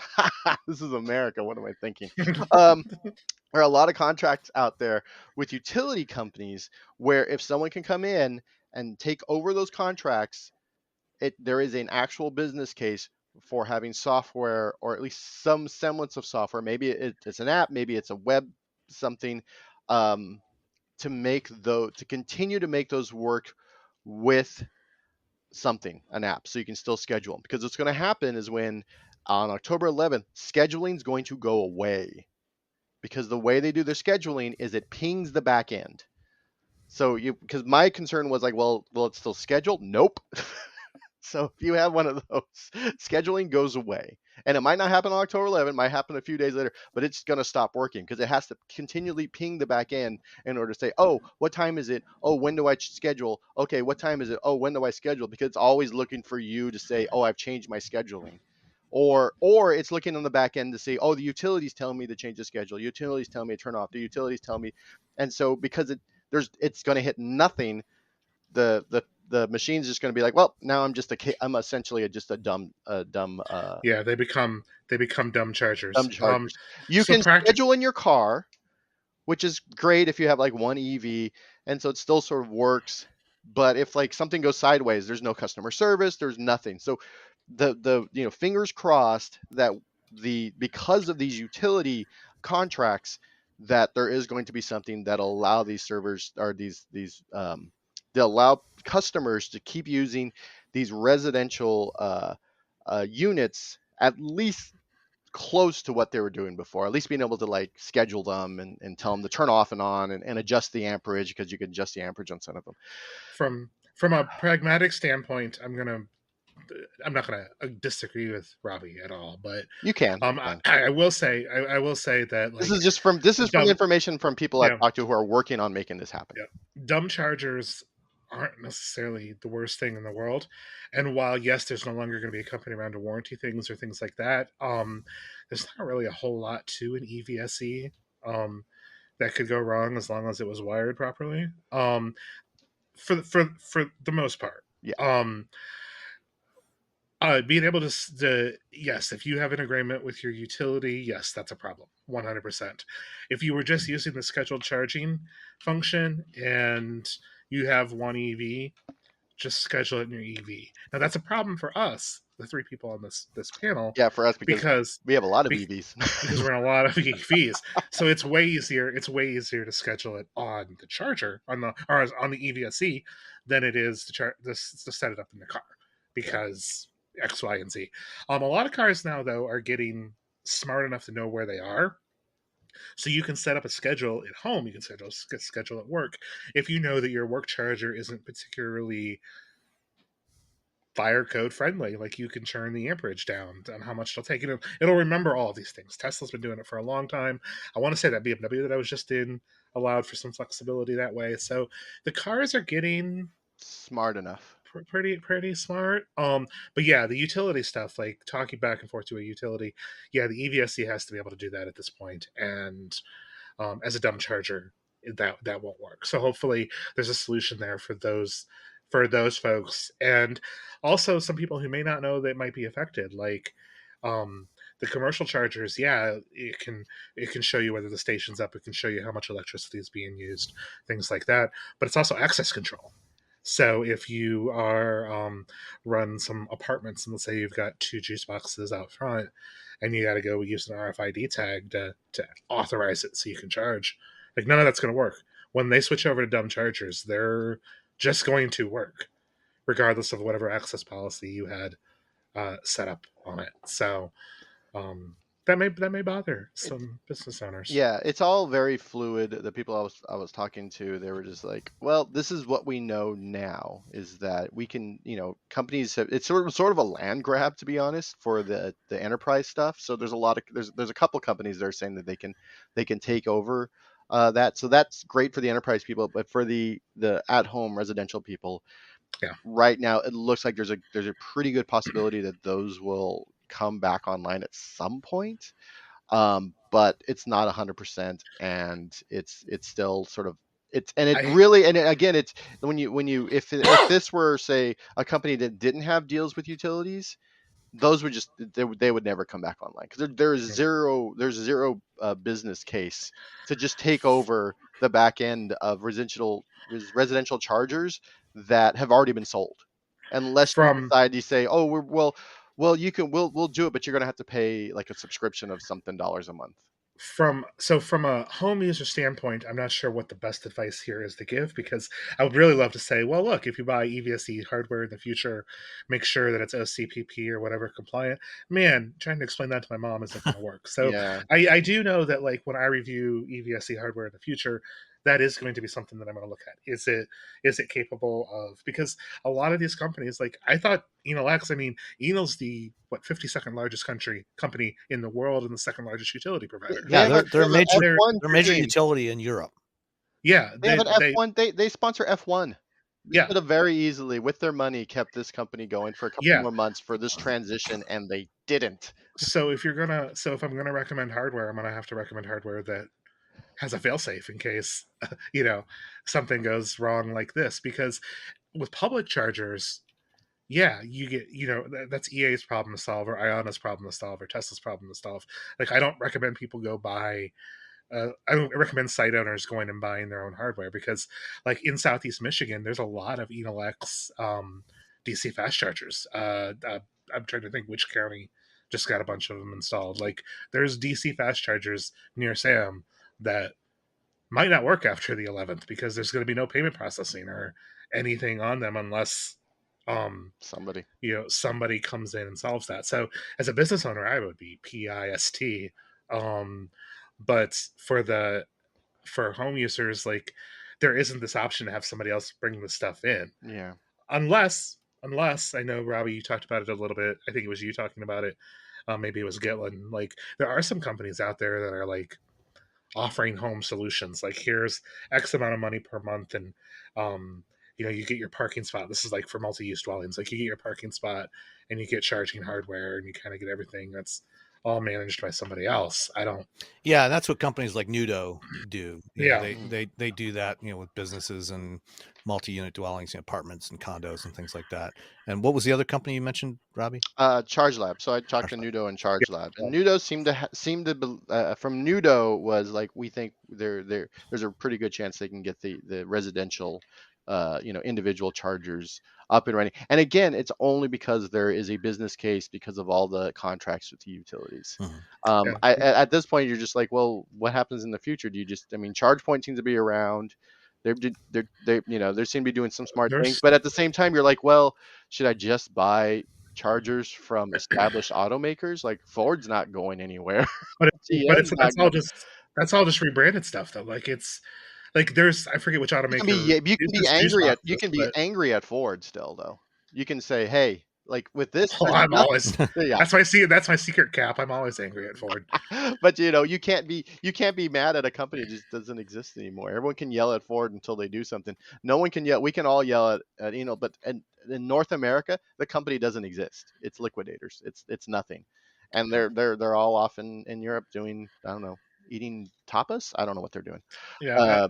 But yeah, it's a horrible situation, especially when I have one plugged into my house right now.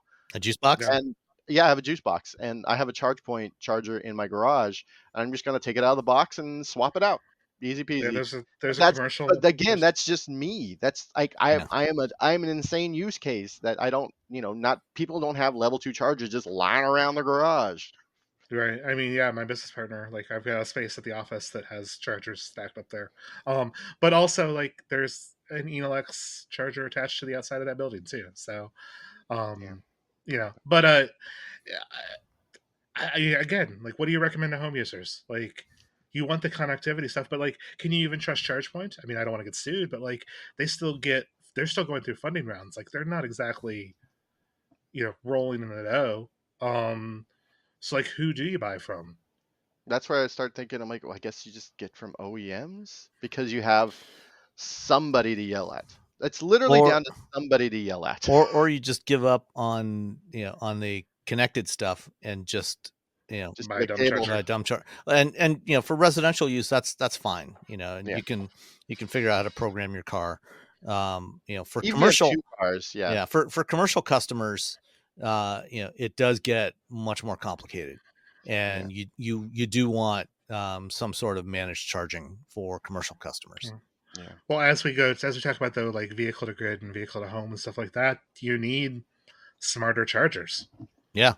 So I don't. Yeah, that's I hate to see it because it really throws a wrench into a very important problem. Because even if you're giving free chargers away, like what Ford announced they're going to be doing, segue, it's still like they're just rebranded like Webasto or something. So like, yeah, you can yell at Ford, but are they just going to shrug their shoulders and be like, "Too bad, so sad"? I don't know. It feels like it's the Internet of Things problem. I used to cover the Internet of Things, and after covering, I'm like, I can't do this anymore. All this stuff is dumb because so many things are connected that don't need to be connected, and then those companies just disappear. And when those companies disappear, now you have a light bulb that won't turn on. Now you have a toaster that doesn't work. Now you have your stupid weird juicer doesn't work anymore. Like the one you could just squeezed it anyway. So Buying, but the this is idea of like having everything in your life connected to your app to me is just like, after covering it, I was like, nope. And then I but this covered InfoSec, and that just like, oh god, none of this needs to be but connected. this is a much bigger problem though, if you Did it ask me, because you because can it's opt out of $500. well, yeah, but you can opt out of Internet of Crap stuff too. Yeah. Like you don't have to buy an Alexa, but you need a home charger if you have an Yeah. EV. Yeah. And, Yeah. over the last several years, we've bought several new appliances in this house, all of which are connected or have connectivity. None of, we've got a Samsung refrigerator. Well, that one doesn't have connectivity, but we've got an LG stove, and Maytag washer and dryer. I mean, it's hard to find anything now that doesn't have connectivity, but I don't have any of them connected. Yeah. None of them are If hooked up to my if it Wi-Fi. won't work without it being connected to the app, don't Oh, buy it. yeah, absolutely. That's my sort of advice. And I think I talked to someone who works with open source stuff, and he's like, if the charging station had just had like a web server on there, like your router, Mhm. your router is essentially Yeah. like a little web server. There at least, and if it's open source and has a web server, then there's a lot of things you can do with something that, if the company sort of just dissolves, there's going to be like the Linksys WRT Yeah, router. the Like you have, DDWRT. yeah, you have a whole community that'll keep that thing going. I mean, this company has like what 100. I think they were saying like 100,000 individual like uh, uh, charging stations out in the wild. And if it had a web server and it had been true open source, then people could have like, okay, we got this, we can figure this out, we can make this work, and but Yeah. it I mean, didn't. you And you so go it's buy a terrifying. $30 router at Best Buy. It's got a web server built into it. Yeah. So But I think it's one of the things where you have to sort of like, okay, so now rethinking how these things are done. And it's horrible for all these people who actually needs on charger scheduling. But like Chad was saying, if you just needed to you have your one EV, you can just schedule your EV, and like you said, there's all a lot of them have location settings, and so just do that, and you just have a dumb charger in front of your house, which you can't. I mean, I had the app, and I would rarely open it, to be honest. And the app's gotten worse apparently since the takeover over the last few years, according to people who actually use the app. I open it it just tells me when things are charging and when it stops. It gives me a notification. I'm like, all right, well, it's working. And that was essentially the only reason I used the app for. I rarely would open it and look at it because I mean, yeah, I just need it to I've got charge. excuse me, I've got an Autel charger that I use, and the only thing I use the app for is to program. Here's the times when I have peak electricity rates. And so do the charging before 3 p.m. and after 7 p.m. After 7, we gotta wait till like 9, but really midnight. Here our time of use rates are from 3 to 7 p.m. So Yeah. So anyway, yeah, sorry everybody. I wish I had better news. I think there might, but there it's not totally the end of the world. And again, if you're an enterprise user, like reach out to one of these companies yeah, I'll or have multiple links to companies and figure it out. Nudo and ChargeLab in the Yeah. show notes, and you can, if you're looking for a specific contact, if you've got a business or a fleet with Enel X Way, just reach out to us by email. Use the feedback link on the site, or feedback@wheelbearings.media, and we can try and connect you with individuals at these companies that might be able to help you out. Chad, you have the enterprise setup, right? Like what is the decision? Have you made the decision? Or are you still like, oh no, what do we do? So the ones that we have installed with like local government, Mhm. we didn't have access control on those. Okay. The county commissioners decided that it was worth the $15 a month they pay in electricity, basically, to leave those open. So I don't see any issue there other than commissioners being upset that they can't see how much electricity it's using. Yeah. Because they weren't separately metered, but they were just using the enterprise software to see how much, electricity was being used. Yeah. There was one hotel that they didn't install on, that I'm not sure if my business partner's on vacation right now. I don't know if he's reached out to, but I think they were doing access control a little bit different of a way. But that's what the enterprise software really was like.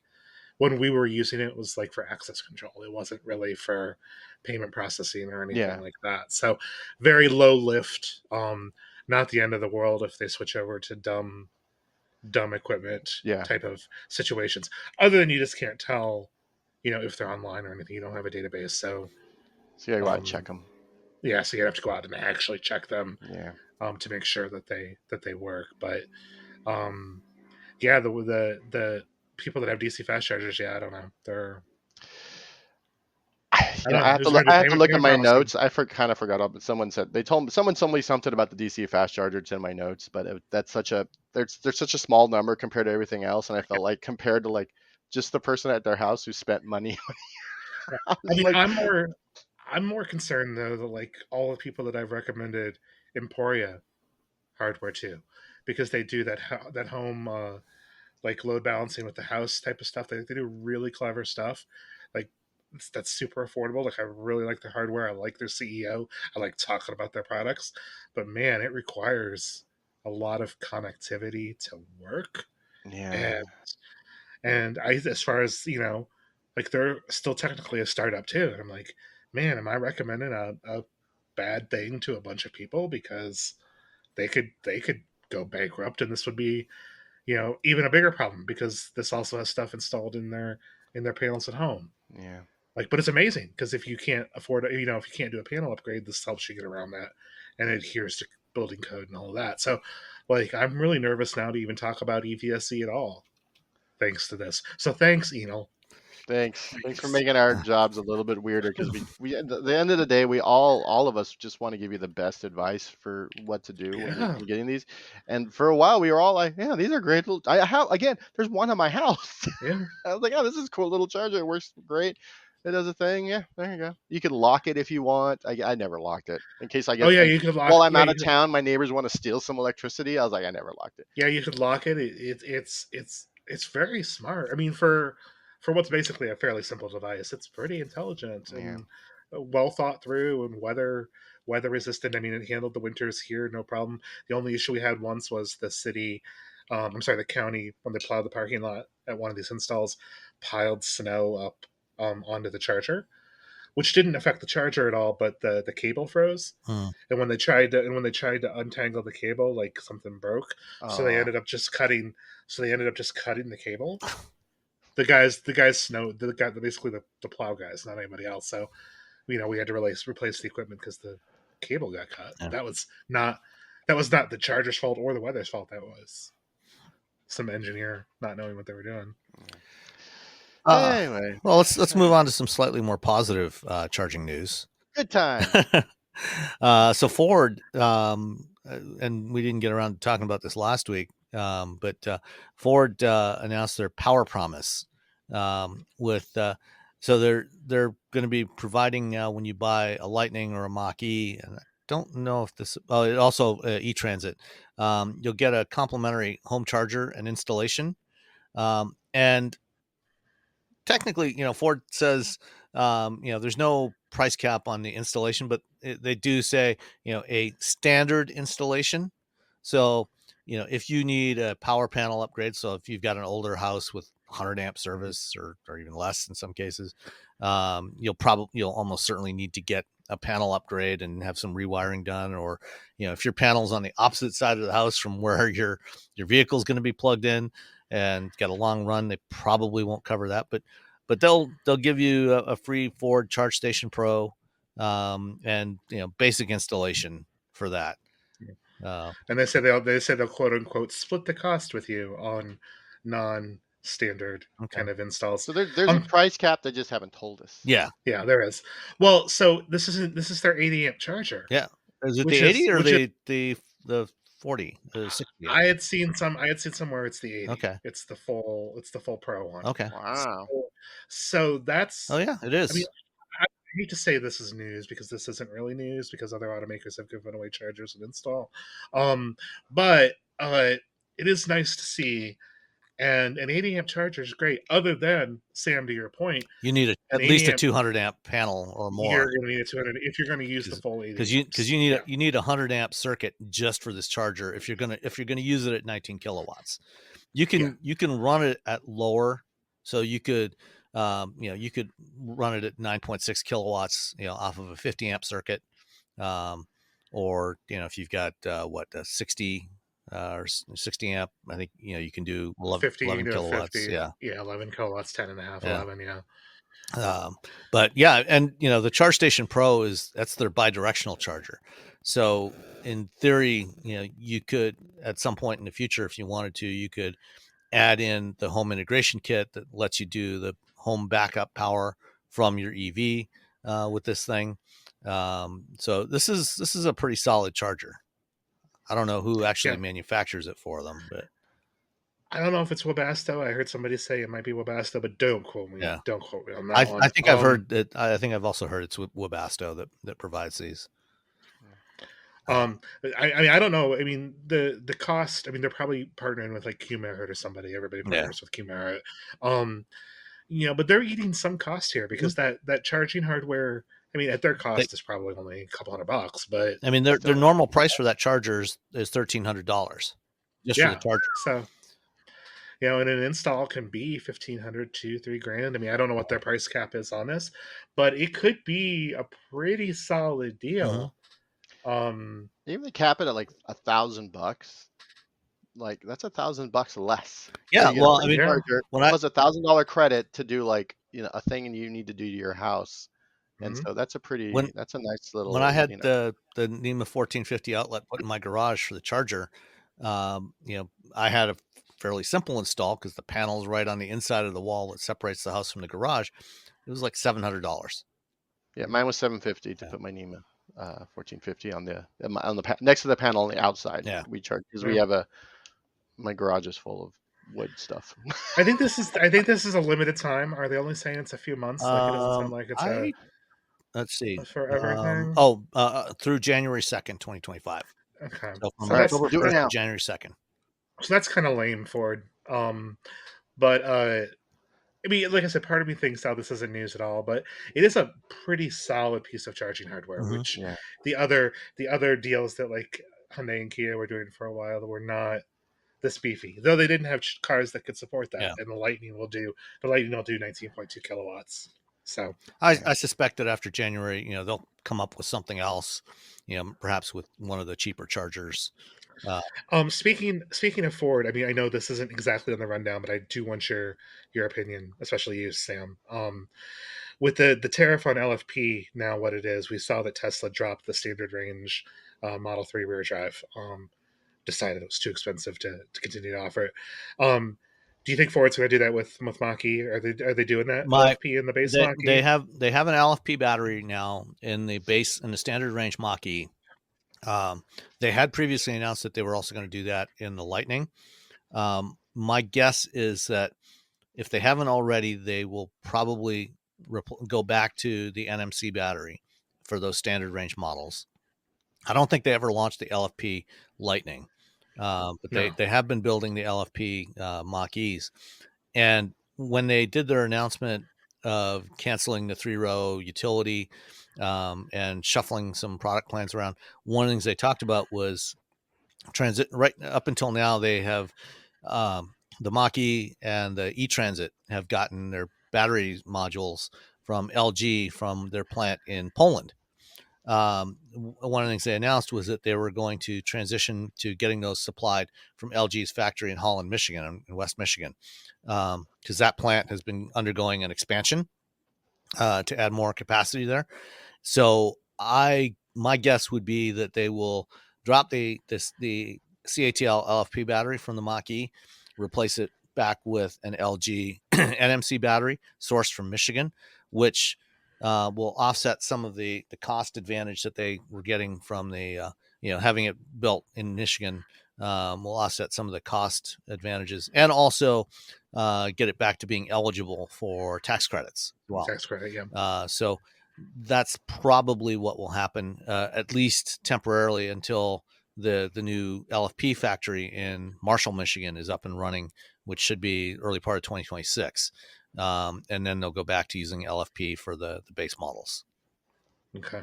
Awesome. No, I think that was just this week that this happened. So yeah, because the tariffs just went into effect at the beginning, or right at the end of September. I think 27th of September, the tariffs went into effect. So yeah, as you said, Tesla discontinued availability of the standard range Model 3, which was also using the same type of CATL battery modules that Ford was using.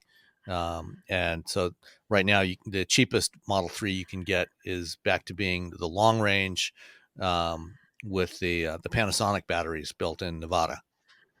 Yeah, but they do now offer that in a rear drive only. Yeah. So it's almost like they were getting prepared for that. And that does 363 EPA. So if you can get past all of Elon's politics, it's still not a bad deal.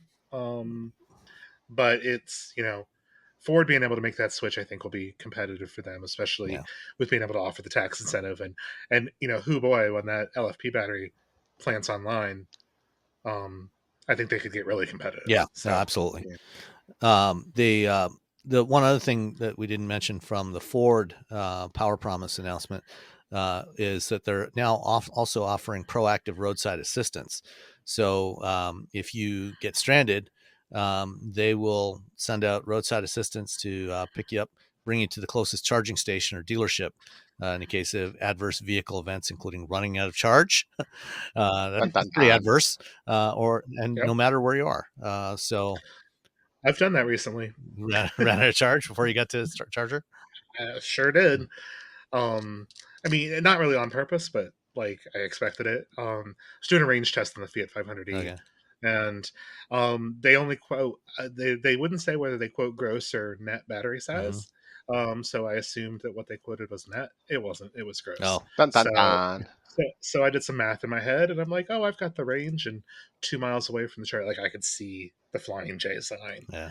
Car just gives up the ghost, and I was on the Ohio Turnpike, and state police pull up not too long after I stop, and she's like, you can use whatever towing company you want, but like this is the one we work with all the time. They're pretty good and they're pretty quick. And she's like, so you're not sitting here forever? And I'm like, okay, thanks.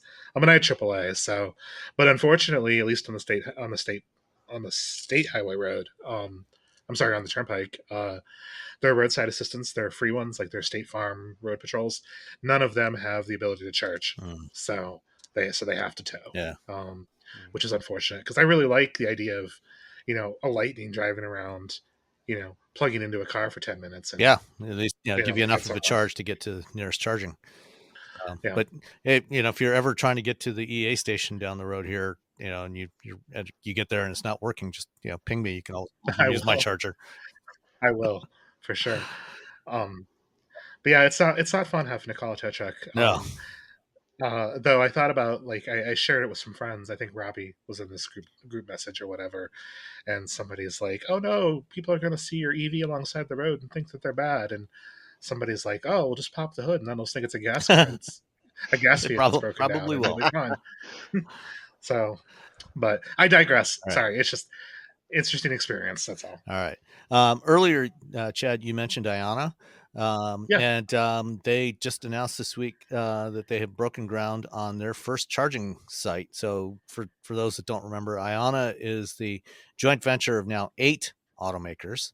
Toyota earlier this summer joined in as well and invested in there, and they are planning to build out a network of 30,000 DC fast chargers by the end of the decade, if not sooner. It includes BMW, General Motors, Honda, Hyundai, Mercedes-Benz, Kia, Stellantis, and Toyota. And their first site is just down the road from their head office in Apex, North Carolina. So it's going to have a great Great town name. Yeah. X. Gonna have coffee shop there and covered charging location, covered charging ports, all kinds of other good stuff. Both 400 and 800 or 400 kilowatt charging capacity, and 10 chargers at this particular site, and both CCS and NACS connectors on the chargers.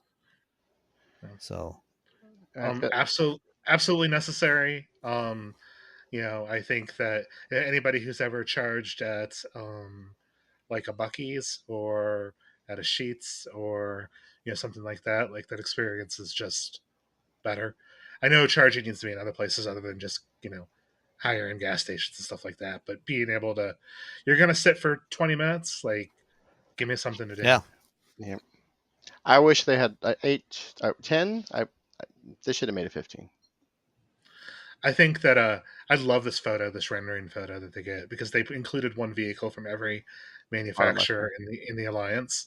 So like there's this SRT Banshee sitting right out front, and like there's a Hummer in the background. Yeah, Hummer in the background, and an i5, and and a Mercedes EQE, and a looks like a Lexus RZ, and a Prologue. Yeah, and then the Koreans are all kind of back in the corner, actually charging. Yeah. But no, people are just like, there's all sorts of reasons why charging stations need to improve. And part of it is, convenience, part of it's protection from the weather, part of it's for something to do while you're charging, part of it is for flipping safety. Mm-hmm. I mean, that I would be, if I were a woman and I went to that charging station near you, that EA one, Sam, at night, or even during the day, but especially at night, I'm nervous when I go now. Yeah. Well, at least that one's not like tucked way in the back of the lot corner, with like one flickering light, like 30 feet away. Yeah, when Nicole and Eileen tried to do that Disney to Disney run a couple of years ago, they had a couple of spots where it was, there was one, I think, that was in the back corner of a lot behind a Denny's where they stopped, after dark, which was not a real pleasant experience. Yeah, and I've noticed like Tesla chargers tend to be, I mean, they're still not great, but they tend to be in nicer parts of the parking lot. Like there's one very particular one, I think it's in, not in Elkhart, Indiana, but Mishawaka. And like there's an EA station at the Mishawaka Mall, and there's a Tesla supercharger. The Tesla supercharger is right in front of the theater, lots of lights, people walking by, like foot traffic. Yeah. And the EA one's on the other side, past the abandoned JCPenney. Just like it's in the bad, it's just in the dark corner. Yeah. And I've talked to enough women now that are legit concerned, like, oh, I like the idea of an EV, but X, Y, and Z, and safety is one of those concerns. And there's a company out there now, they only make stuff right now for Tesla, but they've got a CCS charger in the work, designed to so you can drive away while you're DC fast charging. So if I'll say, it's a quick disconnect thing. Yeah, kind of like the Apple MagSafe. Yeah, it's not designed to be reused or things like that. It's not quite a MagSafe, but it functions virtually the same way. And they've had clients call or send emails and stuff and say, look, like, I was getting harassed at a charging station by a dude, or these people wouldn't leave me alone. I felt unsafe, and we were able to drive away. And those are things I don't, honestly, as a, again, middle-aged white guy, those are things I don't have to worry about, but as much. But yeah, the more women I talk to about EVs, the more that like safety is very high on their list, as it should be. No, absolutely. Not at all trying to diminish that. Yeah. And stations like this and places like this. Well, and also, another issue is just accessibility. If you are, if you are in a wheelchair or something, or even just, if you have like arthritis, if you've got strength issues in your hands, manipulating some of those big thick cords and and CCS connectors. And this is one of the good things about the switch to NACS is that the connectors are so much easier to insert. Using superchargers, the cables are thinner. They're not designed to be as durable, but they're their plan is to replace them more frequently, Yeah. as opposed to trying to make them last 10 years. So it's trade-off, but I think it's a good one, to make it more accessible to more people. Yeah. Yeah, and there should be better reliability too at these stations because somebody's paying attention Yeah. to it. In theory, there's an employee Someone to that'd be like, yell at "Hey, that charger." again. Yeah. Yeah. There's Just like someone a to gas yell at. station. As long as you have someone to yell at, things happen. Yep. That's the thing, and that's why it's important. Like those truck stops, like Flying J and all them, are like, oh, you know what? We want people here because they're going to come inside. They're going to buy our regional beef jerky. They're going to eat at whatever Get some of our our sushi. partner is. Some delicious like gas station sushi. I mean, all the things that you want to get at a gas station, they'll be able to And if offer you're up. gonna dwell for 30 minutes, like Yeah. take their money, take my Absolutely. money. Like, Yeah, they're gonna. Yeah. Again, I think I've said it before, but I've met a person on a plane who their job is to upgrade and sell kitchen supplies and like the cooking, the ovens and the stoves and the refrigerator okay. to like Flying J and those sort of companies, and they're upgrading because they know EVs are coming and they want to have more capacity because they know that You'll have more people average consumers that'll be stopping Yeah. by there rather than just truck drivers. Yeah, you're gonna have more people who are gonna be like, well, I got 20 minutes. I'm Yeah. gonna go inside and get like, some jalapeno poppers, which by the way, more jalapeno poppers. That's what I'm just asking for the world. Yeah. Yeah. All right. Couple more Ford items this week. They were busy recently. They cut the pricing on BlueCruise. Thank God. And so now the new pricing, they were offering, you could get a 3-year subscription for $2,100, or $80 a month, $800 for an annual, and $75 a month for monthly. So if you only wanted it, say for the summer, if you're doing some road trips and you wanted it just for the summer, you could do it for $75 a month. Now, what you can do is you can do a one-time purchase for the lifetime of the vehicle for $24.95. There's a 1-year option for now $495 instead of $800. The 3-year option has been discontinued, so now it's just the 1 year. But it was 3 years for $2,100. Now it's a year, $495 a year, so it's only $1,500. You still get a 90-day free trial with every vehicle. And then the monthly pricing is only $49.99 instead of $75. So It's $495. Oh wait, monthly. I'm sorry, never mind. annual is All right. $495, and that also applies for if you've already got an existing vehicle that has the BlueCruise hardware but it's not activated, and then the other pricing is on new vehicle purchases. So the $2,500, if you're buying a new Ford vehicle with BlueCruise capability, you can get it for $2,500 for the life of the vehicle, and that transfers to subsequent owners. So if you get the $2,500, and then after 4 years you sell it to somebody else, they still get to use BlueCruise. All right, so it's attached to the car, and unlike the Yes. Teslas where people were like, yeah, I'm selling it with FSD, but then it didn't have FSD, but then some of them did because the record keeping wasn't great. Yeah. And I think for people who like, when you do that long drive for, $50 for a month for that summer month you drive to wherever versus 70, I think $49.95, even though it's only $25, it just seems It does a lot cheaper than $25. Yeah.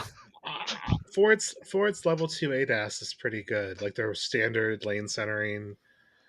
I don't know, man. All 90% of the driving I do is highway, and I still don't know if it's worth $50. Yeah, I'm not convinced either, but yeah, I don't ever use them.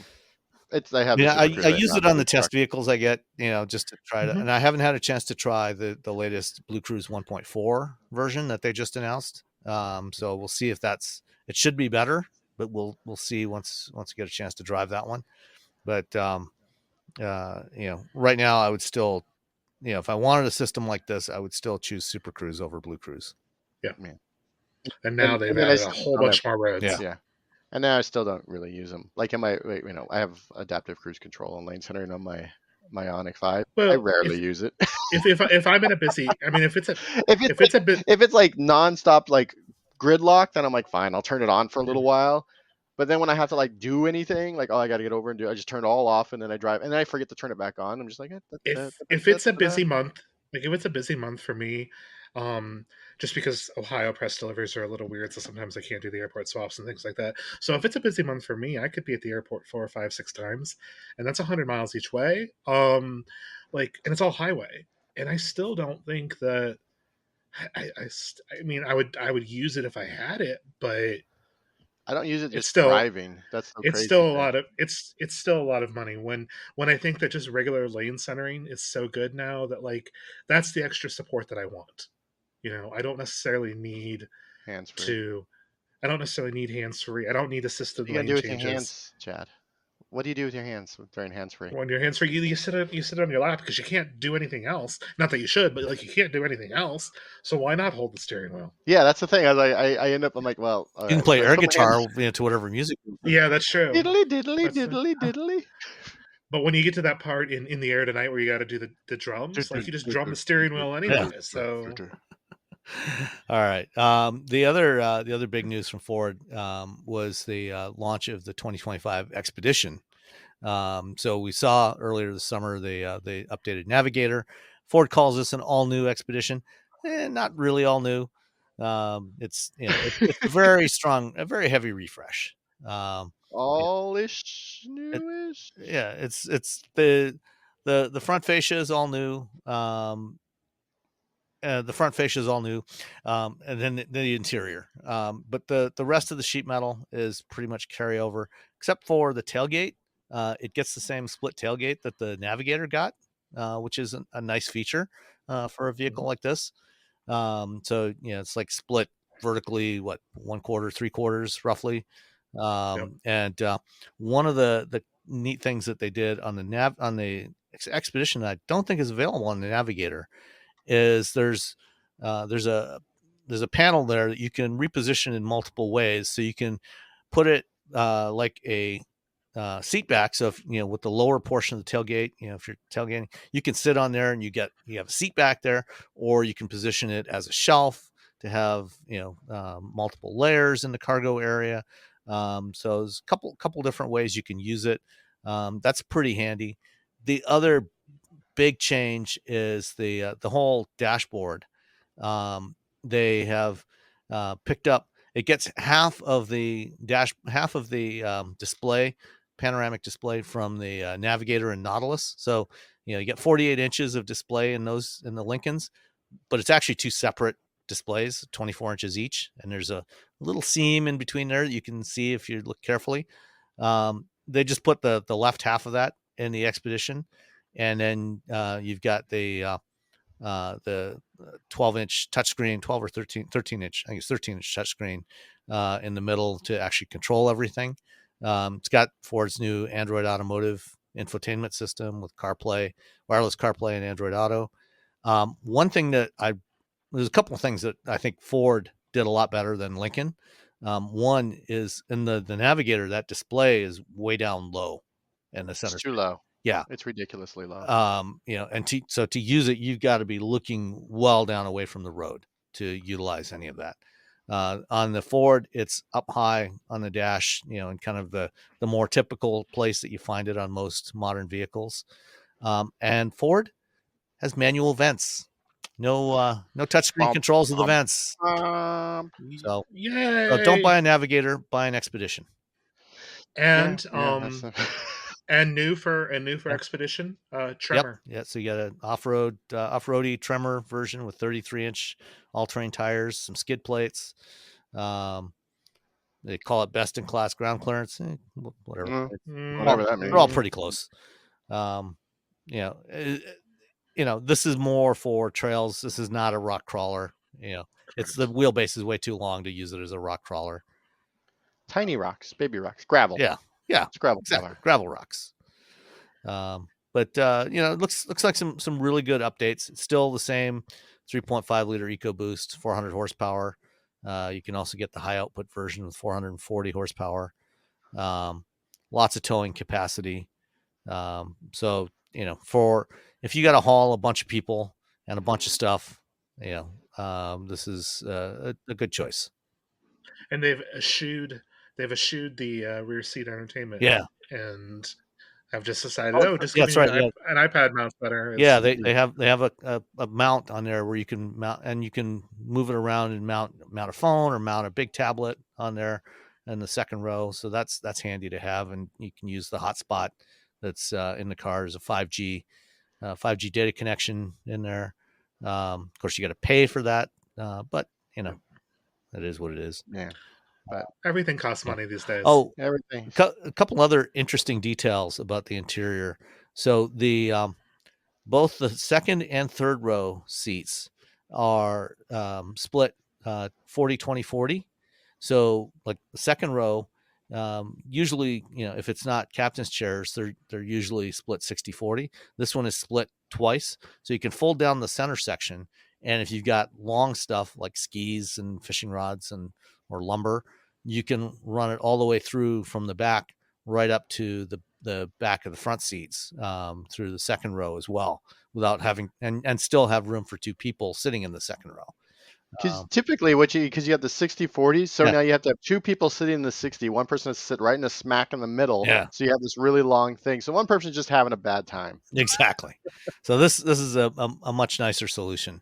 And then the other thing, the center console in the front actually slides back and forth. So you can slide it back, and there's a nice big storage bin underneath there. And then, if you want to leave stuff in the car, you can slide that forward. And then when you get out of the car, when you turn off the engine, it locks. And so you have a pretty good sized lockable storage bin up there. So you can, if you're going to the beach, you want to leave a purse or phones or whatever in there. Yeah. You can leave those in there. So it's again, some nice thoughtful touches that they've done in here. Yeah, a power console. First saw on Tahoe and Suburban, right? I don't know if that one locks. No, I don't think they do. This is the first time I've seen one quite like this. Yeah. If you're like a surfer, like having somewhere in your car that you can lock things in, like your wallet and all your other stuff. Yeah. Everything with the key you need to get in your car is great. Well, then, yeah. But can you get the Ford secure code on the door? Yeah. With this? Because that's the ultimate surfer. Not that I surf, but that's the ultimate surfer. Yeah, you combo lock everything in there and then leave the key inside and lock it with the keypad. For me, it was a Cedar Point thing because I could leave everything in the car. It's America's roller coaster, Robbie. America's roller coaster. Roller coaster. I don't know. You never been to Cedar Point? No, I don't know what that even is. Where is Cedar Point? It's near Sandusky, Ohio. Yeah, I've never been. I don't even think I've been to Ohio. You're right. Never mind. I'm like, I've been to Honda things. Yeah, Honda's there. I've been to Honda things, but yeah, I don't hang out in Ohio. Sorry. I would really like to see. I know Ford's kind of gone away from it, especially like with the new Explorer and stuff. But I'd really like to see some sort of hybrid option on these big things. Yeah, that was the one thing that kind of surprised me on the Navigator and Expedition is that no hybrid option. That is something they really should have, is the power boost system on here. Seems like a no-brainer, but I suspect that we'll probably see that come in the next model year or two as an option. All right. Toyota is going to be building a 3-row electric SUV in Georgetown, Kentucky, but they're not going to be building it in late 2025. It's been pushed back about 6 months into the first half of 2026. Yeah. But at least for now, they still plan to build it, unlike Ford, which canceled theirs entirely. Yeah. I don't care. Where is the tiny FJ Cruiser EV that they showed us like 3 years ago? Is this like, we're going to build the $25,000 EV Elon Musk thing, like just keep kicking the can until people forget that Toyota's going to do this, or are they actually going to do this? We'll see. I think they actually will do it. No, it would be nice, and it would be nice for them to do it, and it really would put them in an advantage over Ford. Yeah, well, especially since Hyundai's about to launch the Ioniq 9, and they're going to build that in Savannah next year. Yep. Kia is already building EV6s in Georgetown, or in West Point, Kentucky. So I think Toyota will go forward with this one. Yeah.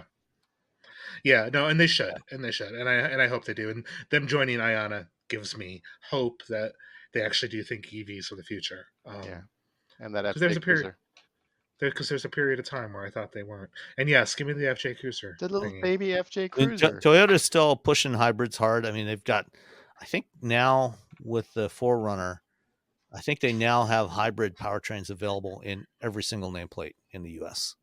And several of them are exclusively hybrid, like the Camry for 25, Prius, of course. But even on the the Rav4, it's up to I think around 30% hybrid take rates in the U.S. Yeah. Uh, And outside of the Tacoma and the Tundra, they've seemed to be pretty reliable. I've heard some stories about the hybrid in Tacoma not being super great. And what I don't get about Tundra is I don't understand how a hybrid can only get 18 miles to the gallon, 17, 18 miles to the gallon. They tune the system for performance rather than fuel economy to give it extra grunt because they don't have a V8 anymore in there. So yeah, but no, good for them. Good for them. Let's see it sooner than later. Our pals at TFL, they have a Cybertruck that they've been doing all kinds of interesting testing with, and they finally got they bought it earlier this year when only the Foundation series was available, which cost an extra $20,000, and none of the stuff was actually available on the truck that you were getting for the $20,000. But now Tesla's finally starting to push out the FSD Supervised to some Cybertruck owners, and the TFL crew got theirs, and Roman and Tommy took it for a drive with FSD, and it mostly did okay, and right up until it didn't. And that's the problem with these systems is that if it's mostly doing okay, but then it doesn't, is when you run into problems. Right, because you get used to it doing okay, and then you get complacent. You're not paying enough attention, and then all of a sudden, oh, it's not good. you got to grab it. No. It's like your doctor is like doing surgery on you, and he's doing a pretty good job until they don't do a good job. That's not a thing you want. That. Yeah, or an airplane pilot. I'm doing mostly a good job until I just can't land. I just don't know how to land. It's like that Ionna crash in San Francisco about a decade ago. Yeah, they got all the way from Seoul, Korea, to like right to the end of the runway at SFO, and then whoops.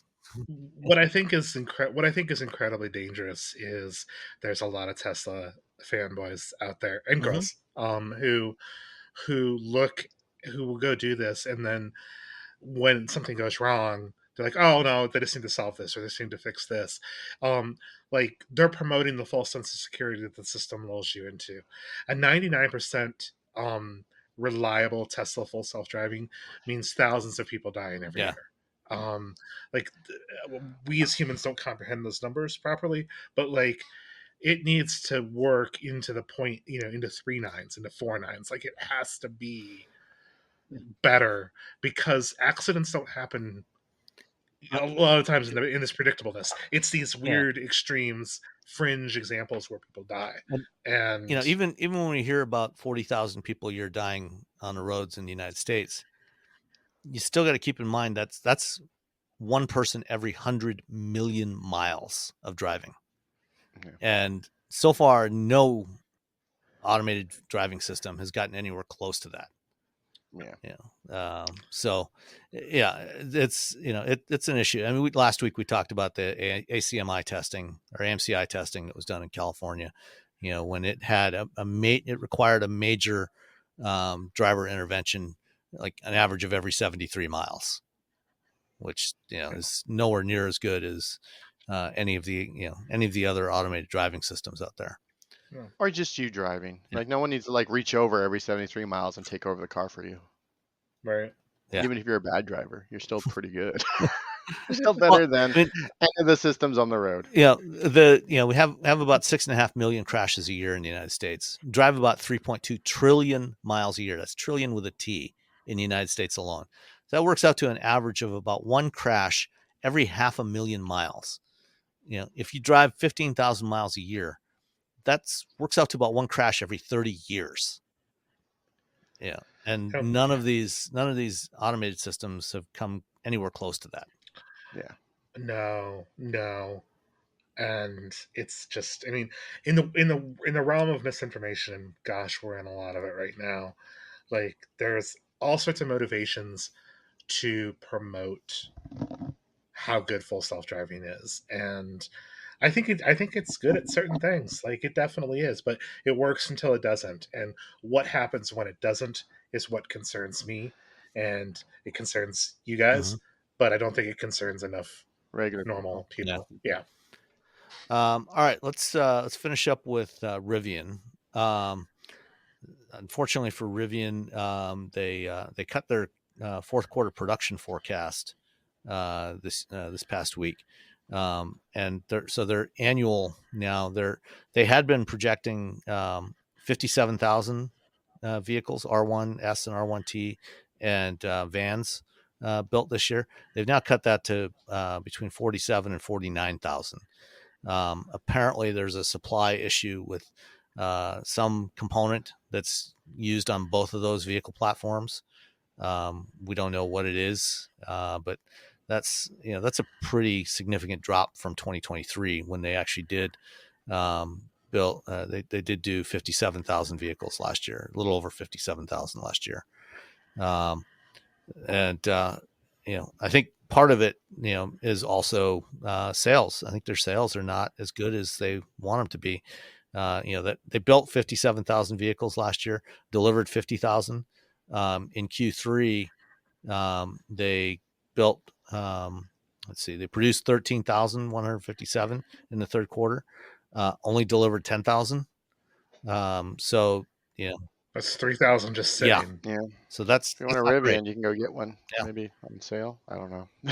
Yeah. Well, I get why automakers have to go to the most expensive stuff first when they're, especially a startup like Rivian. But R2 and R3 can't get here soon enough. Yeah. I think R2 is still 2 years away. Right. Yeah. A lot can happen. Yeah. A lot can happen, and a lot of it'll probably come from the Hyundai Motor Group. That's the crazy thing about all this. Yeah. Is that everyone is sort of like, the major OEMs are giving them the market, and the startups are, they're battling as hard as they can to stay in business. Meanwhile, Hyundai and Kia are just like, hey, you want 3 road? There you go. Yeah, Robbie, I talked to our friend Mike at ABC this last week, and he's like, "Who's crushing it right now?" And I said, "It's the Koreans." The thing that he noticed, and I think it's worth sharing to you guys in the audience, is when he talks to affiliates, most general people still have a negative perception of Hyundai, Kia, and Genesis. They think of they're more concerned about break-ins right now. Mm-hmm. Stuff like that. Like this, the Kia Boys stuff is still very fresh in mind with normal people. And the 90s and the Hyundai Excel. Yeah, people still think about the Hyundai Excel. They're still the accent, which I called the accident for a long time. But they really do have. If you can get past the public perception problem, they're doing pretty well. Yeah. I mean, they are, while Ford has repeatedly, they every quarter when they announce their sales, they say, we're the number 2 EV brand in the United States, which is technically true. As a single brand, they are number 2, but as an automaker, they've now slipped to 4th behind. And the Hyundai Motor Group has actually been number 2 for a while, for the last several quarters. So if you add up Hyundai, Kia, and Genesis together, they've been number 2 behind Tesla for a while now.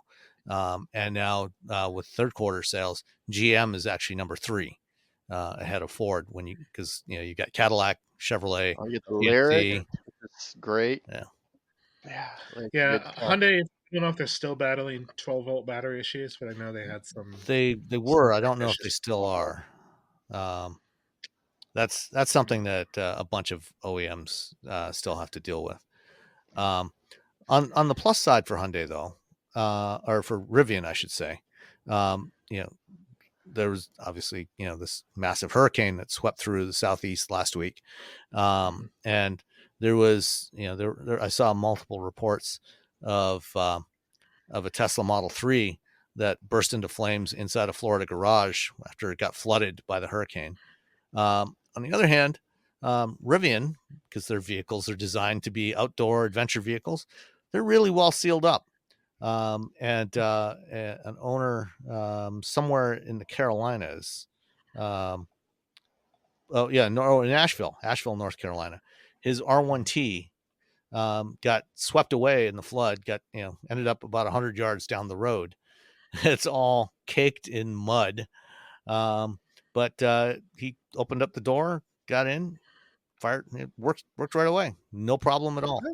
And when you opened up the doors, opened up the cargo tunnel, everything was so well sealed. There was no water inside, even though the entire outside of the thing is covered in mud from the flood. It floated down the road, but it was all good. There you go. That's good. That's build quality. Yeah, that's amazing when you assemble a vehicle properly. Yeah, no. What can happen? It's weird. I know. You're like, oh, well, it's just a little bit. I'm like, no, that little bit means we had a Dodge Neon. I hated. It was the God. I every time someone's like, oh, Dodge Neons were great. No, they weren't. They were horrible. Ours leaked from the rear window. It just leaked water, like from essentially from when they when it was brought home from the dealership. No, it was that. Yeah. It's just bad quality, build quality. It sort of doomed that car. And then one day the ECU just died while I was driving down the road. Well, that generation of anything from Chrysler, Daimler Chrysler was terrible. A friend of mine had the Plymouth Neon, and it was the sport version, but they didn't call it the sport; they called it the Espresso. With an X, 3-speed automatic, 110 horsepower. It was not express at all. No, but no, I had a Dodge Stratus for a number of years with the 2-liter 4-cylinder, 140-ish horsepower, and a 5-speed manual transmission. And that thing was great. I put over 100,000 miles on that thing. Had no problems at all until started getting a head gasket leaking at about 105,000 miles. No. Back to good in the 90s. Back to this Rivian thing, though. Like, I know that naysayers will say, "Oh, EVs are bad for a lot of reasons," but like, this is a great story. And also, there's stories coming out of this recent hurricane where people are powering their homes from the 100 kilowatt battery in their garage. The lightning that they have in their garage. Like, there's EVs can not be bad in disasters. Well, yeah, they're not just dumb. My BRZ, if something bad happens, I guess I can go sit in and turn it on and use the air conditioning. But if something bad happens and I have my Ioniq 5, I can just plug it into I can just power things in my house with it. Yeah. Well, and a few days before the hurricane hit, I was at a conference in Austin, and on a panel I was moderating, I had somebody from Hertz, and we've talked about the problems that Hertz had with their EV rollout. But one of the things that Carrie talked about was as they're preparing for the hurricane, they have a whole bunch of Silverado EVs in their fleet, including in Florida and various other locations around the Southeast. And one of the things they were doing was deploying those to locations, to their rental locations, because they knew they were going to have to move a bunch of cars, and people were going to be wanting to rent cars to get out of town. And they were positioning those vehicles at rental locations so they could use them for power, to power the gates to get in and out of the rental locations and various other things. So even despite the problems that Hertz has had with their EV rollout, they have learned some lessons, and they figured, oh yeah, we can use them for this use case. It makes a lot of sense. Right. And naysayers, again, I deal with a lot of naysayers, but naysayers will say, oh, how do you charge your car when the power's out? Well, you're not going to be able to go to a gas station because it uses an electric pump to get the fuel out. I think people forget about that. But also, Robbie, that truck that you're in right now, the SUV version, but that's what 200 kilowatt hours battery pack.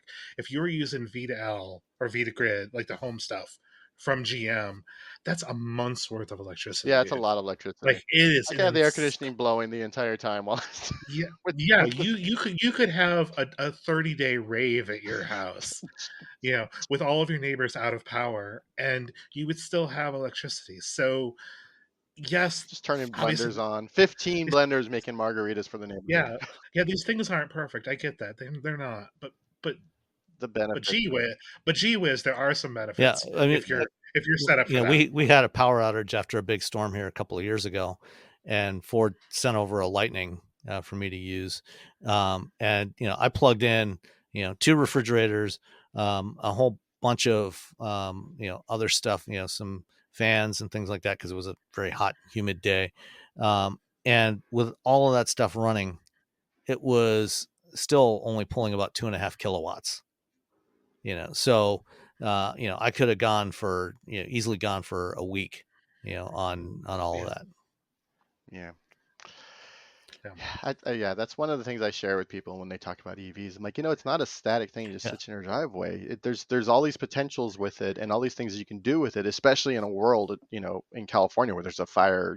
We're always on fire. Right. We're always being rained out. We're always, there's always some sort of crazy thing that's happening, and this has the potential to make your life easier during those events. And people just don't understand that. They don't know that. So well, and Right. anyway, it'll be a video I'm making, I guess. And now I have if to you make a got video. if you got an internal combustion vehicle, and you get 2-3 feet of flood water that submerges your Yeah. vehicle, you know what's going to happen when you get in and press the start button or turn the key? Nothing. That's just terrifying. When that engine's full of water from that flood, you're not going anywhere. And we talk about fires, like there's fires from floodwater and stuff like that. How much is it home wiring and things like that being exposed to salt water? Yeah. Is it the EV? Like it is scary. Sam, we talked about this when we were in Oklahoma City, of all places. Like the byproduct of a lithium fire is oxygen. So yeah, that's scary. For That certain fire, types of lithium. yeah, for certain types, the byproduct in combustion is more oxygen. And what does fire need to continue to burn? Oxygen. Like that's real scary. But all of these other things typically go wrong before the car itself catches fire. The whatever boat was that the sunk with all those cars on it, like, oh, it was EVs that did it. It turned out no, it wasn't. Yes, once the EV catches fire, it's bad. Like it's bad. But that wasn't what triggered it. But that isn't what triggered it. And like let's be realistic about what's triggering these things, and still figure out how to make the EV safer. And battery chemistry is coming a long way in terms of that. But yeah, I mean, and that's one of the advantages of LFP batteries. They don't produce O2, which is going to feed the fire. So there's progress being made all the time, and there's still much higher rate of fires with gasoline vehicles than EVs. I do want to say though to your listeners, like I'm not normally this grumpy, but like when you cover EVs and electrification almost exclusively for like 4 years, you see every single like what ifs. Everybody likes to throw these what ifs at you, and unfortunately, like I'm okay with explaining to normal users, like, oh hey, yeah, no, that's false, or oh hey, no, that's true in these situations, but like it has to happen, or this. Like we have quote unquote colleagues that actively push the disinformation, and that makes the job so much harder. At least one particular colleague, but. That she goes on Russia Today. I've got video. I've seen her on Russia Today. I mean RT. Sorry. RT. But I mean, digressing from that, like it's just a different way to power a car, and that's all it should be treated as, is a different way to power a car. Yep. And in a lot of cases, it's probably the better way. Yep. It's no Lamborghini Sterrato. No, it's not. No, it's not Lamborghini Sterrato. So you get your Lamborghini Sterrato, and then you get your Hyundai Ioniq 5N, and then you get the perfect 2-car garage. Absolutely. All right. Thanks. Thanks, everybody. We'll talk to you next time, and hopefully Nicole and Russ got on their plane today, and they're heading home, and we'll have her back next week. Chad, thank you so much for joining us today. For having me. I really appreciate it. Everybody, make sure you go to the KirchnerReport.com and sign up. Eat tacos. And eat tacos. Eat Yes. tacos. Donate some money for to feed the hungry, and read the Kirchner Report, not the in there, just Kirchner Report. That will take you to it, though. I bought did you? the Okay. as well, just in case. Yeah. The link is in the show notes. So support the work that Chad's doing. He does a lot of great work, and we will definitely have you back soon. I appreciate it. Thank you. All right. Bye, everybody. Bye-bye.